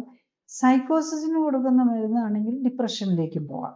കാരണം അത് രണ്ടും നമ്മളുടെ ആ ബ്രെയിനിലെ സ്റ്റിമുലൻ്റ് ആയിട്ട് വർക്ക് ചെയ്യുന്ന ഒന്ന് സപ്രസ് ചെയ്യാനും ഇതെല്ലാം കൂടെ കൂട്ടിക്കഴിക്കുന്ന മരുന്ന് പേഷ്യൻസ് ആണ് നമ്മൾ കാണാറുള്ളത്. അപ്പം ഇത് അവരെ ഒരു ഫങ്ഷനിലാക്കണമെന്നുണ്ടെങ്കിൽ നമുക്ക് ചെയ്യാവുന്നത് എന്താണെന്ന് വെച്ച് കഴിഞ്ഞാൽ, ആദ്യം ഈ മരുന്നുകൾ കുറച്ചുകൊണ്ട് വന്ന് നിർത്താതെ അവരെ ഒരു നോർമൽ പേഴ്സണാക്കി അവരെ ഒരു പ്രൊഡക്റ്റീവ് പേഴ്സണാക്കാൻ പലപ്പോഴും പറ്റുകയില്ല എന്നുള്ളതാണ്. അപ്പോൾ അതിന് ഒന്ന് പേരൻസിന് ധൈര്യം ഉണ്ടാകണം, പേഷ്യൻറ്റിന് ധൈര്യം ഉണ്ടാകണം. പലരും മരുന്നിനോട് ഡിപ്പെൻഡൻ്റ് ആയി പോകും. പിന്നെ സൈക്കാട്രിക് മെഡിസിൻ്റെ വേറൊരു പ്രത്യേകത എന്താണെന്ന് വെച്ച് കഴിഞ്ഞാൽ പെട്ടെന്ന് നിർത്താൻ പറ്റില്ല. പെട്ടെന്ന് നിർത്തി കഴിഞ്ഞ് കഴിഞ്ഞാൽ അവർ ഭയങ്കര പ്രോബ്ലത്തിലേക്ക്, കാരണം ഇതെല്ലാം അഡിക്ഷൻ ഉണ്ടാക്കുന്ന മരുന്നുകളാണ്. ബ്രെയിനിനെ എഫക്റ്റ് ചെയ്യുന്ന എല്ലാ സാധനവും അഡിക്ഷൻ ഉണ്ടാക്കും. അപ്പോൾ നമുക്കറിയാം ആൽക്കഹോള് അല്ലെങ്കിൽ നിക്കോട്ടിൻ അല്ലെങ്കിൽ കഞ്ചാവ് പോലുള്ള സാധനങ്ങൾ, ഇതൊക്കെ നിർത്താൻ പറ്റാതെ വരുന്ന എന്താ അഡിക്ഷൻ ഉണ്ടാകും. അതെന്തുകൊണ്ടാണ്? ബ്രെയിനിനെ എഫക്റ്റ് ചെയ്യുന്നുണ്ടാകും. ബ്രെയിനിനെ മരുന്ന് കുറേ നാൾ 5-6 വർഷമൊക്കെ കഴിച്ചത് ഈവൻ 1 വർഷം കഴിച്ച് കഴിയുമ്പോഴേക്കും പിന്നെ അത് വിത്ഡ്രോ ചെയ്യുന്നത് വളരെ കെയർഫുള്ളായിട്ട് പതുക്കെ കുറച്ച് വേണം. പെട്ടെന്ന് അത് നിർത്തി കഴിഞ്ഞ് കഴിഞ്ഞാൽ അവർ വീണ്ടും സൈക്കോസിസിലേക്ക് പോകും. അപ്പം അത് നോക്കി ആദ്യം അവരുടെ ന്യൂട്രിഷൻ കറക്റ്റ് ചെയ്ത് അവരുടെ ഫിസിക്കൽ ആക്ടിവിറ്റി കറക്റ്റ് ചെയ്ത് ഓരോ മരുന്നായിട്ട് പതുക്കെ 2 നേരം കഴിക്കുന്നതാണെങ്കിൽ അത് 10 മില്ലിഗ്രാം ഉള്ളതാണെങ്കിൽ 5 മില്ലിഗ്രാം ആക്കി, അത് 2.5 മില്ലിഗ്രാം ആക്കി, അങ്ങനെ കുറച്ച് വന്ന് അതേ സമയത്ത് അവർ ഓക്കെ ആണെന്ന്. അപ്പം മരുന്ന് കുറയ്ക്കുമ്പോൾ അവർ ഒരു പ്രോബ്ലത്തിലേക്ക് പോകുന്നുണ്ടെങ്കിൽ അത് കുറച്ചുകൊണ്ട് വരാം, അത് തിരിച്ചാക്കുക. അങ്ങനെ കംഫർട്ടബിൾ നിലയിൽ പതുക്കെ കുറച്ച്, അത് നമ്മൾ സപ്പോർട്ട് എടുത്തോണ്ടുള്ള കാര്യങ്ങൾ, ആരും പെട്ടെന്ന് സ്വയം ചെയ്യാവുന്ന കാര്യമല്ല. കാരണം അത് ഒത്തിരി മരുന്നൊക്കെ ഉള്ളപ്പോൾ പലർക്കും അത് കോംപ്ലിക്കേറ്റഡ് ആകും, അതൊരു പ്രോബ്ലത്തിലേക്ക് വരും. പിന്നെ അങ്ങനെ പതുക്കെ മരുന്നുകൾ പതുക്കെ വിത്ഡ്രോ ചെയ്ത് കൊണ്ടുവന്ന് കഴിഞ്ഞ് കഴിഞ്ഞാൽ ഈസി ആയിട്ട് അവർക്ക് മാനേജ് ചെയ്ത് പോകാൻ പറ്റും. പക്ഷെ അത് കഴിഞ്ഞാൽ അവർ ഈ ഫുഡിൻ്റെ കാര്യങ്ങൾ, ഇപ്പം omega-6 ഒക്കെ കൂടുതലുള്ള കശുവണ്ടിയോ കപ്പലണ്ടിയോ ബദാമോ ഒക്കെ കുറേ എടുത്ത് കഴിച്ച് കഴിഞ്ഞ് കഴിഞ്ഞാൽ ഈ മരുന്നൊക്കെ കുറച്ചുകൊണ്ടിരിക്കുന്ന സമയത്ത് ഈ മരുന്ന് കഴിച്ച് കഴിഞ്ഞിട്ടാണല്ലോ എനിക്കിനി കുഴപ്പമൊന്നുമില്ല, എനിക്ക് എന്തും ആകാമെന്ന് വെച്ചാൽ നടക്കുകയില്ല. മാനസിക രോഗങ്ങളുള്ളവർ നമ്മൾ അതനുസരിച്ച് ജീവിക്കാനും കൂടെ പഠിക്കുക. പിന്നെ പലർക്കും ഫാമിലിയിൽ ഹിസ്റ്ററി ഉണ്ടായിരിക്കും. ഫാമിലിയിൽ ഹിസ്റ്ററി ഉള്ളവർക്കും എല്ലാവർക്കും അസുഖം വരണമെന്നില്ല. അങ്ങനെ ഉള്ളവർ പക്ഷെ കൂടുതൽ ശ്രദ്ധിക്കുക, അവരുടെ ഈ ഇമ്മ്യൂൺ സിസ്റ്റം ബാലൻസ് ചെയ്യും. സൈക്കാട്രിക് ഡിസോർഡേഴ്സിനും ഇമ്മ്യൂൺ സിസ്റ്റം തന്നെയാണ് അവിടെയും പ്ലേ ചെയ്യുന്നതെന്ന് മനസ്സിലാക്കുക. അതിൽ omega-3-6 ബാലൻസ് കറക്റ്റ് ചെയ്യുക, ന്യൂട്രിഷൻ എല്ലാം കറക്റ്റായിട്ട് കൊണ്ടുപോകാൻ നോക്കുക. ടോക്സിൻസ് ആയിട്ട്, അതായത് ഈ ന്യൂട്രിഷൻ തന്നെ കൂടിപ്പോയ ടോക്സിൻ പോലെയാണ്.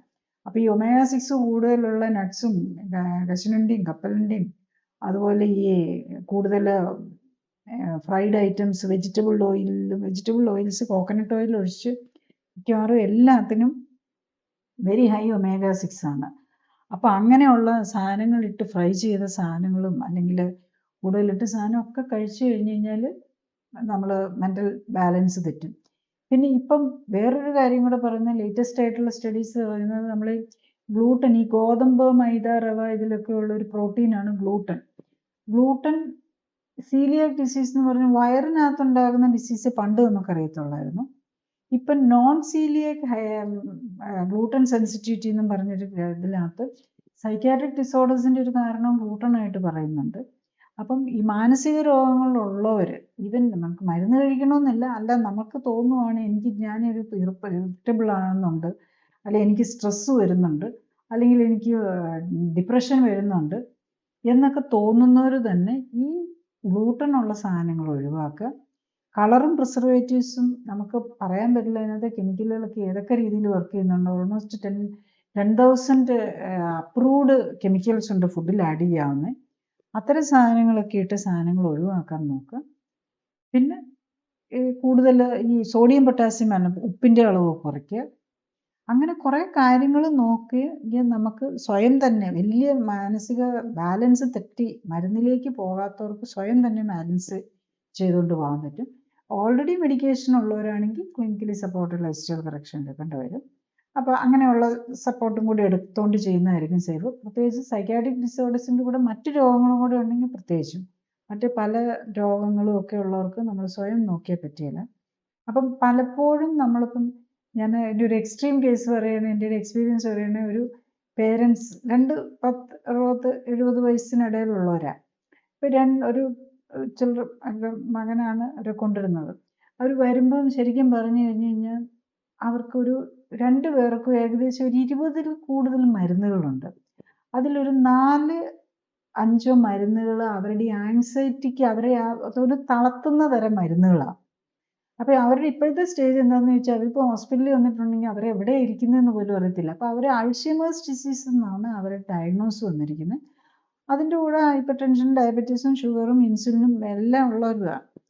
ഈ പേഷ്യൻസ് ഒരു മാസം കൊണ്ട്, ഒരു മാസമായപ്പോൾ തന്നെ അവരുടെ ഒരു നല്ല ശതമാനം മരുന്നുകൾ, ഡയബറ്റീസ്, ഹൈപ്പർ ടെൻഷൻ എല്ലാം നിർത്തി. ഈ ഉറങ്ങാനായിട്ട് മരുന്ന്, ആങ്സൈറ്റിക്ക് മരുന്ന്, അതൊക്കെ വെരി ഹൈ ഡോസാണ്. ഈ 60 വയസ്സ് 70 വയസ്സുള്ളവർക്ക് ഈ എങ്ങനെയാണ് ഇത്രയും മരുന്ന് കഴിച്ചിട്ട് അവർ എഴുന്നേറ്റ് നടക്കുന്നതെന്ന് നമുക്ക് അത്ഭുതം തോന്നും. ആ നിലയിലാണ് മരുന്നുകൾ. അപ്പം ഓരോ പ്രോബ്ലം പറയുമ്പം മൂന്നോ നാലോ സ്പെഷ്യലിസ്റ്റാണ് കാണുന്നത്. ഒരാൾ ഒരു മരുന്ന് കൊടുക്കും, പിന്നെ മറ്റേ സൈഡിൽ നിന്ന് വേറെ മരുന്നുണ്ടാകും. ഇത് പലപ്പോഴും ഒരു കോർഡിനേഷൻ പോലും പലപ്പോഴും നടക്കുകയല്ല. നമുക്കറിയാമല്ലോ, ഒരു ഹോസ്പിറ്റലിൽ ചെന്ന് കഴിഞ്ഞാൽ എല്ലാവരെയും കൂടെ കൂട്ടി സൈക്യാട്രിസ്റ്റും കാർഡിയോളജിസ്റ്റും ഡയബറ്റോളജിസ്റ്റും റൊമറ്റോളജിസ്റ്റും എല്ലാവരും കൂടി ഒന്നിച്ചിരുന്നുകൊണ്ടൊന്നും ഒരു ട്രീറ്റ്മെൻറ്റ് നടക്കുകയല്ലല്ലോ. അപ്പോൾ ഇങ്ങനെ വരുമ്പോൾ പല മരുന്നുകൾ കൂടി 10 20 മരുന്നായിരിക്കും പലർക്കും ഉള്ളത്. ഇതെല്ലാം കൂടെ ഇൻട്രാക്ട് ചെയ്യും. അതെല്ലാം കൂടെ കിടന്ന് ആകെ ബുദ്ധിമുട്ടാകും. പക്ഷെ ഇവർ ഒന്നും വയ്യാത്ത സ്റ്റേജിൽ അവർക്ക് എവിടെയാണെന്ന് നല്ല പോലും അറിയത്തില്ലാത്തവർ 3 മന്ത്സിനുള്ളിൽ അവർ കംപ്ലീറ്റ് ഫിസിക്കലി മെൻ്റലിയും ഫിറ്റായി എല്ലാ മരുന്നും നിർത്തി അവർക്ക് സ്വന്തം വീട്ടിൽ പോയി താമസിക്കാവുന്ന, അവർക്ക് തന്നെ പ്രായമായവരാണ്, തന്നെ സ്വന്തം വീട്ടിൽ പോയി താമസിക്കാവുന്ന ഒരു നിലയെത്തിക്കാൻ പറ്റുന്നു എന്നുള്ളത്. അതുപോലെ ഇപ്പം നമ്മൾ കുട്ടികളെ കാണാറുണ്ട്. 10, 18, 20 വയസ്സുള്ള പിള്ളേരെ 4, 5 മരുന്നുകൾ എടുത്തുകൊണ്ടാണ് ഇരിക്കുന്നത്. എന്നാലും അവർക്ക് ഹാലൂസിനേഷനും മറ്റേ ഓഡിറ്ററി ഹാലൂസിനേഷൻ, അതായത് ഈ ചെവിയിലാരോ ഇരുന്ന് പറയുന്ന പോലെ ഒക്കെ ഉള്ളത് നിൽക്കുന്നുണ്ടെന്നുള്ളതാണ്. അപ്പം അവരൊന്നും അത്രയും മരുന്നുകളൊന്നും എടുത്തുകൊണ്ട് അവരുടെ പഠിത്തമോ ജോലിയിലോ ഒന്നും നമുക്ക് പെർഫോം ചെയ്യാൻ പറ്റില്ല. പിന്നെ ഉള്ളത് പേരൻസിൻ്റെ സൈഡിൽ നിന്നുള്ള പുഷാണ്. പിള്ളേരെ സംബന്ധിച്ച് വരുന്നത് സൈക്യാട്രിക് മെഡിസിൻ എടുക്കുന്ന പിള്ളേരാണെങ്കിൽ അവരെ നമ്മൾ പിന്നെ പഠിക്കാൻ വേണ്ടിയിട്ട് പ്രഷറൈസ് ചെയ്ത് കഴിഞ്ഞ് കഴിഞ്ഞാൽ അവർക്ക് പറ്റില്ല. അപ്പം അതും നമ്മൾ കാണാറുണ്ട്. പിള്ളേർ ട്രീറ്റ്മെൻ്റ് ഒക്കെ എടുത്ത് ഒന്ന് ഓക്കെ ആകുമ്പോഴേക്കും അവരോട് പ്രഷർ തുടങ്ങും, ആ കോഴ്സിന് ചേരുക, ഈ കോഴ്സിന് ചേരുക. അവർക്കത് പറ്റില്ല. അപ്പം അവർക്ക് നമുക്ക് ഈ ഓരോ കോഴ്സിനും നിർബന്ധിച്ച് ചേർക്കുക, അല്ലെങ്കിൽ ജോലിക്ക് പോകും. ഇപ്പം ജോലിക്ക് ചെയ്യാൻ പറ്റാതിരിക്കുന്ന ഒരു 10 25 വയസ്സുള്ള ഒരാളാണെങ്കിൽ അവരെ സൈക്യാട്രിക് മെഡിസിനിൽ നിന്നും ഇമ്പ്രൂവ് ചെയ്യാനുള്ളതിനാണ് നമ്മൾ ഇത് കൊടുക്കേണ്ടത്. അവർക്ക് സൊസൈറ്റി പോയി അല്ലെങ്കിൽ വേറൊരു കമ്പനിയിൽ പോയോ അല്ലെങ്കിൽ വേറൊരു ജോലി സ്ഥലത്ത് പോയി ജോലി ചെയ്യാൻ മാത്രമുള്ള ഇതുണ്ടാവില്ല. അപ്പം പേരൻസിൻ്റെ സൈഡിൽ നിന്ന് അങ്ങനെയുള്ള പുഷും കൂടെ വന്നാൽ പറ്റില്ല. അവരെ ആദ്യം നമ്മളുടെ വീട്ടിൽ സ്വന്തം ജീവിച്ചു പോകാനുള്ള അത്യാവശ്യം കാര്യങ്ങൾക്ക്, വീട്ടിലെ കാര്യങ്ങൾ ചെയ്യാനും മരുന്നില്ലാതെ ജീവിക്കാൻ പ്രാപ്തരാക്കുക എന്നുള്ളതാണ്. അത് കഴിഞ്ഞിട്ട് നെക്സ്റ്റ് സ്റ്റേജിൽ അവരുടെയും കൂടെ ഒരു ഇൻട്രസ്റ്റിൽ വേണം അവരെ ഒരു ജോലിയിലേക്ക് പുഷ് ചെയ്യാൻ. അല്ലാതെ പഠിക്കാൻ പുഷ് ചെയ്തുകൊണ്ടും ജോലി ചെയ്യാൻ പുഷ് ചെയ്തുകൊണ്ടും നമുക്ക് ഇതിനകത്തൊന്നും മോചനം നേടാൻ പറ്റില്ല. അവർക്ക് വന്നിരിക്കുന്ന ഈ സൈക്യാട്രിക് ഡിസോർഡറിന് കാരണം അവർക്ക് ഓൾറെഡി കൊടുത്തിരുന്ന മെൻ്റൽ സ്ട്രെസ്സ്, പഠിത്തമോ ജോലിയോ ഉണ്ടാക്കിയിരുന്ന മെൻ്റൽ സ്ട്രെസ് അവർക്ക് ഹാൻഡിൽ ചെയ്യാൻ പറ്റുന്നില്ല എന്നുള്ളതാണ്. അപ്പോൾ അത് ആ ബ്രെയിനിൻ്റെ ആണെങ്കിലും ആ മെക്കാനിസംസ് ഒന്ന് കറക്റ്റ് ചെയ്തെടുക്കണമെങ്കിൽ അതിൻ്റെതായ സമയം കൊടുക്കണം. ഒരു 3 to 6 months കഴിഞ്ഞിട്ട് പിന്നെ അവർക്ക് എങ്ങനെ വേണം എന്നുള്ളത് അവരുടെ ഇഷ്ടത്തിനും കൂടെ അവർക്ക് ഫിറ്റ് ഏതാണെന്നുള്ള പ്രൊഫഷനോ വാട്ടെവർ ഈസ് അവർക്ക് കംഫർട്ടബിൾ ആയിട്ട് വർക്ക് ചെയ്ത് പോകാവുന്ന കാര്യം ഏതാണെന്ന് കണ്ടുപിടിക്കുക എന്നുള്ളതാണ്. പിന്നെ ഈ ഇങ്ങനത്തെ സ്ട്രെസ്സും മാനസിക പ്രശ്നങ്ങൾക്കും മരുന്നൊക്കെ എടുക്കുന്നവരെ നമ്മൾ ഒരു കാരണവശാലും ഈ അമേരിക്കയിലേക്കും ഇംഗ്ലണ്ടിലേക്കും ഒന്നും പറഞ്ഞു വിടരുത്. കാരണം അവർക്കതൊന്നും താങ്ങാനുള്ള, ഒരു പുതിയ സ്ഥലത്ത് ചെന്ന് ജീവിച്ച് പഠിക്കാനാണെന്നും പറഞ്ഞ് പിള്ളേരെ പുഷ് ചെയ്ത് എങ്ങനെയെങ്കിലും അങ്ങോട്ട് പോയി. അപ്പം പേരൻസിന്, ഇപ്പം നമുക്കറിയാം പേരൻസിനൊക്കെ എല്ലാവർക്കും മക്കൾ അമേരിക്കയിലാണ്, കാനഡയിലാണ്, ഓസ്ട്രേലിയയിലാണെന്ന് പറയുന്നത് ഒരു പ്രസ്റ്റീജ് പോലെയാണ്. പക്ഷെ അവരവിടെ ചെന്നിട്ട് അനുഭവിക്കേണ്ടി വരുന്ന മാനസിക നിലയെക്കുറിച്ചും എടുക്കേണ്ട വരുന്ന സ്ട്രെസ്സിനെ കുറിച്ചും കൂടെ നമ്മൾ ബോധവാന്മാരാകണം. അവരും കുട്ടികളും തീരുമാനിക്കണം, എനിക്ക് അവിടുത്തെ പോയി ഒരു പുതിയ സാഹചര്യത്തിൽ പോയി എനിക്ക് എൻ്റെ ഫിസിക്കൽ ഫിറ്റ്നസ് മാത്രമല്ല എൻ്റെ മെൻ്റൽ ഫിറ്റ്നസ്. കാരണം ഒരു വീട്ടിലൊരു പാത്രം പോലും കഴുകാത്ത കുട്ടിയായിരിക്കും നമ്മുടെ സ്വന്തം കാര്യങ്ങൾ ഒന്നും നോക്കാൻ, വീടൊന്ന് തുടയ്ക്കാനോ പാത്രം കഴുകാൻ സ്വന്തം കഴിച്ച പാത്രം പോലും കഴുകാനുള്ള കേപ്പബിലിറ്റി പഠിപ്പിച്ചോ കൊടുത്തിട്ട ആളാണ് അവിടെ പോയി വല്ല ക്യാൻറ്റീനിലും വല്ല ഹോട്ടലിലും വർക്ക് ചെയ്ത് തുടയ്ക്കാനും ക്ലീനിങ് വർക്കും ഒക്കെ ചെയ്യേണ്ടി വരുന്നതെന്ന് ഓർക്കണം. അപ്പം അതിനൊക്കെ ഉള്ള ഒരു പ്രാപ്തി ഉണ്ടോ എന്നുള്ളതൊക്കെ നോക്കിയിട്ട് വേണം നമ്മൾ വിടാൻ. ഇപ്പം കഴിഞ്ഞ ദിവസം ഒരു റിപ്പോർട്ട് കണ്ടു, പല ചില വിദേശ രാജ്യങ്ങളിൽ നിന്ന് വരുന്ന അവർ തിരിച്ചുവിടേണ്ട, അതായത് നമ്മളുടെ ഇവിടെ നിന്ന് ഇന്ത്യയിൽ നിന്ന് പഠിക്കാൻ പോകുന്ന അതിൻ്റെ പ്രൊപ്പോർഷൻ കേട്ട് കഴിഞ്ഞാൽ പേടിച്ചു പോകും. ഡെഡ് ബോഡി ആയിട്ട് വരുന്നു, പിള്ളേരുടെ ഡെഡ് ബോഡി തിരിച്ച് ഇന്ത്യയിലേക്ക് വിടുന്നതിൻ്റെ ഒരു ഈ ഫ്യൂണറൽ, അവിടെയൊക്കെ ഫ്യൂണറൽ ഹോംസ് ആണല്ലോ അമേരിക്കയിലും കാനഡയിലും ഒക്കെ. ഫ്യൂണറൽ ഹോംസ് തിരിച്ചുവിടുന്ന ഡെഡ് ബോഡീസിൻ്റെ കണക്ക് കേട്ട് കഴിഞ്ഞാൽ ഫ്രൈറ്റനിങ് ആണ്. അതുകൊണ്ട് നമ്മൾ പിള്ളേരെ വിടുന്നതൊക്കെ നല്ലതാണ്. അതിൻ്റെ മാനസിക നിലയും അതും കൂടെ എല്ലാവരും അത്രയും താങ്ങാനുള്ള ശേഷിയുണ്ടോ, അവിടെ പോയി പഠിക്കാൻ മാത്രമല്ല അവർ പാർട്ട് ടൈം ജോലിയും കൂടെയൊക്കെ ചെയ്യേണ്ടി വരും. അവരുടെ അക്കോമഡേഷനും ഫുഡും ഇതും എല്ലാം കൂടെ നോക്കി അതും കൂടെയൊക്കെ ബാലൻസ്ഡ് ആയിട്ട് പോകുന്നുണ്ടോ എന്ന് നോക്കി മാത്രമേ നമ്മൾ പിള്ളേരെ പുഷ് ചെയ്യാവുള്ളൂ. പിന്നെ മാനസിക ഇതുള്ളവരും വീണ്ടും നമ്മൾ ഓർക്കേണ്ടത്, നമ്മൾ അവർ മരുന്ന് ട്രീറ്റ്മെൻറ്റ് തുടങ്ങുമ്പോൾ തന്നെ ഈവൻ ഒരു ക്ലിനിക്കലി സപ്പോർട്ടഡ് ലൈഫ് സ്റ്റൈൽ തുടങ്ങുമ്പോൾ അത് നമ്മൾ ആ മരുന്നുകളിൽ നിന്ന് വിത്ഡ്രോ ചെയ്ത് എല്ലാം അവർ ഓക്കെ ആയിട്ട് മാത്രമേ അവരെ പഠിക്കാനായിട്ടും ജോലിക്കും ഒക്കെ പുഷ് ചെയ്യാനായിട്ട് നോക്കാവുള്ളൂ. അല്ലാതെ എന്നാൽ ഇത്തിരി ഒന്നായി കഴിയുമ്പോഴേക്കും ഞാനത് എൻ്റെ ഒരു എക്സ്പീരിയൻസ് ആണ്. അപ്പം പല കൊച്ചു പിള്ളേർ 18, 20 അവർ പഠിത്തമൊക്കെ നിന്ന് പോയിട്ടുണ്ടാകും. അപ്പോൾ ഇവരൊക്കെ എനർജറ്റിക് ആണെന്ന് കണ്ടു കഴിയുമ്പോൾ തന്നെ പേരൻസിൻ്റെ ഇൻട്രസ്റ്റ് അവരെ അടുത്ത് പഠിക്കാൻ വിടുക, അല്ലെ പഠിച്ചു കഴിഞ്ഞവരാണെങ്കിൽ ജോലിക്ക് വിടുക. അപ്പോഴേക്കും അവർ വീണ്ടും ബ്രേക്ക് ഡൗൺ ആവും. അതുണ്ടാകാതെ നമ്മൾ നോക്കണം. നമുക്ക് അവർക്ക് ചെയ്യാൻ പറ്റുന്നതേ അവരെ കൊണ്ട് ചെയ്യിപ്പിക്കാവുള്ളൂ. അറ്റ്ലീസ്റ്റ് അവർ മരുന്നില്ലാതെ ജീവിക്കാറാവട്ടെ, ആ ഒരു നിലയിലേക്ക് എത്തിക്കുക എന്നുള്ള. അവർ ജോലി ചെയ്ത് പൈസ ഉണ്ടാക്കിയില്ലെങ്കിലും, അവർ ജോലി ചെയ്ത് കല്യാണം കഴിച്ച് പിള്ളേരുണ്ടായി അങ്ങനെയൊന്നും പോയില്ലെങ്കിലും അവർക്ക് സ്വന്തം നിലയിൽ സമാധാനത്തോടു കൂടി സ്ട്രെസ് ഇല്ലാതെ അവരുടെ മനസ്സിനെ കൺട്രോൾ ചെയ്ത് അവരുടെ സ്വന്തം കാര്യം നോക്കാനുള്ളൊരു കഴിവുണ്ടാക്കുക. മരുന്നില്ലാതെ ജീവിക്കാനെങ്കിലും പറ്റുക. അത് കഴിഞ്ഞിട്ടല്ലേ ഉള്ളൂ കുടുംബവും ജോലിയും സ്വത്തും ഒക്കെ അർത്ഥം വരുന്നുള്ളൂ. നമ്മുടെ ലൈവിൻ്റെ സമയം ഇവിടെ അവസാനിക്കുകയായി. അടുത്ത ആഴ്ച വേറൊരു വിഷയവുമായിട്ട് വരുന്നതായിരിക്കും. നന്ദി, നമസ്കാരം.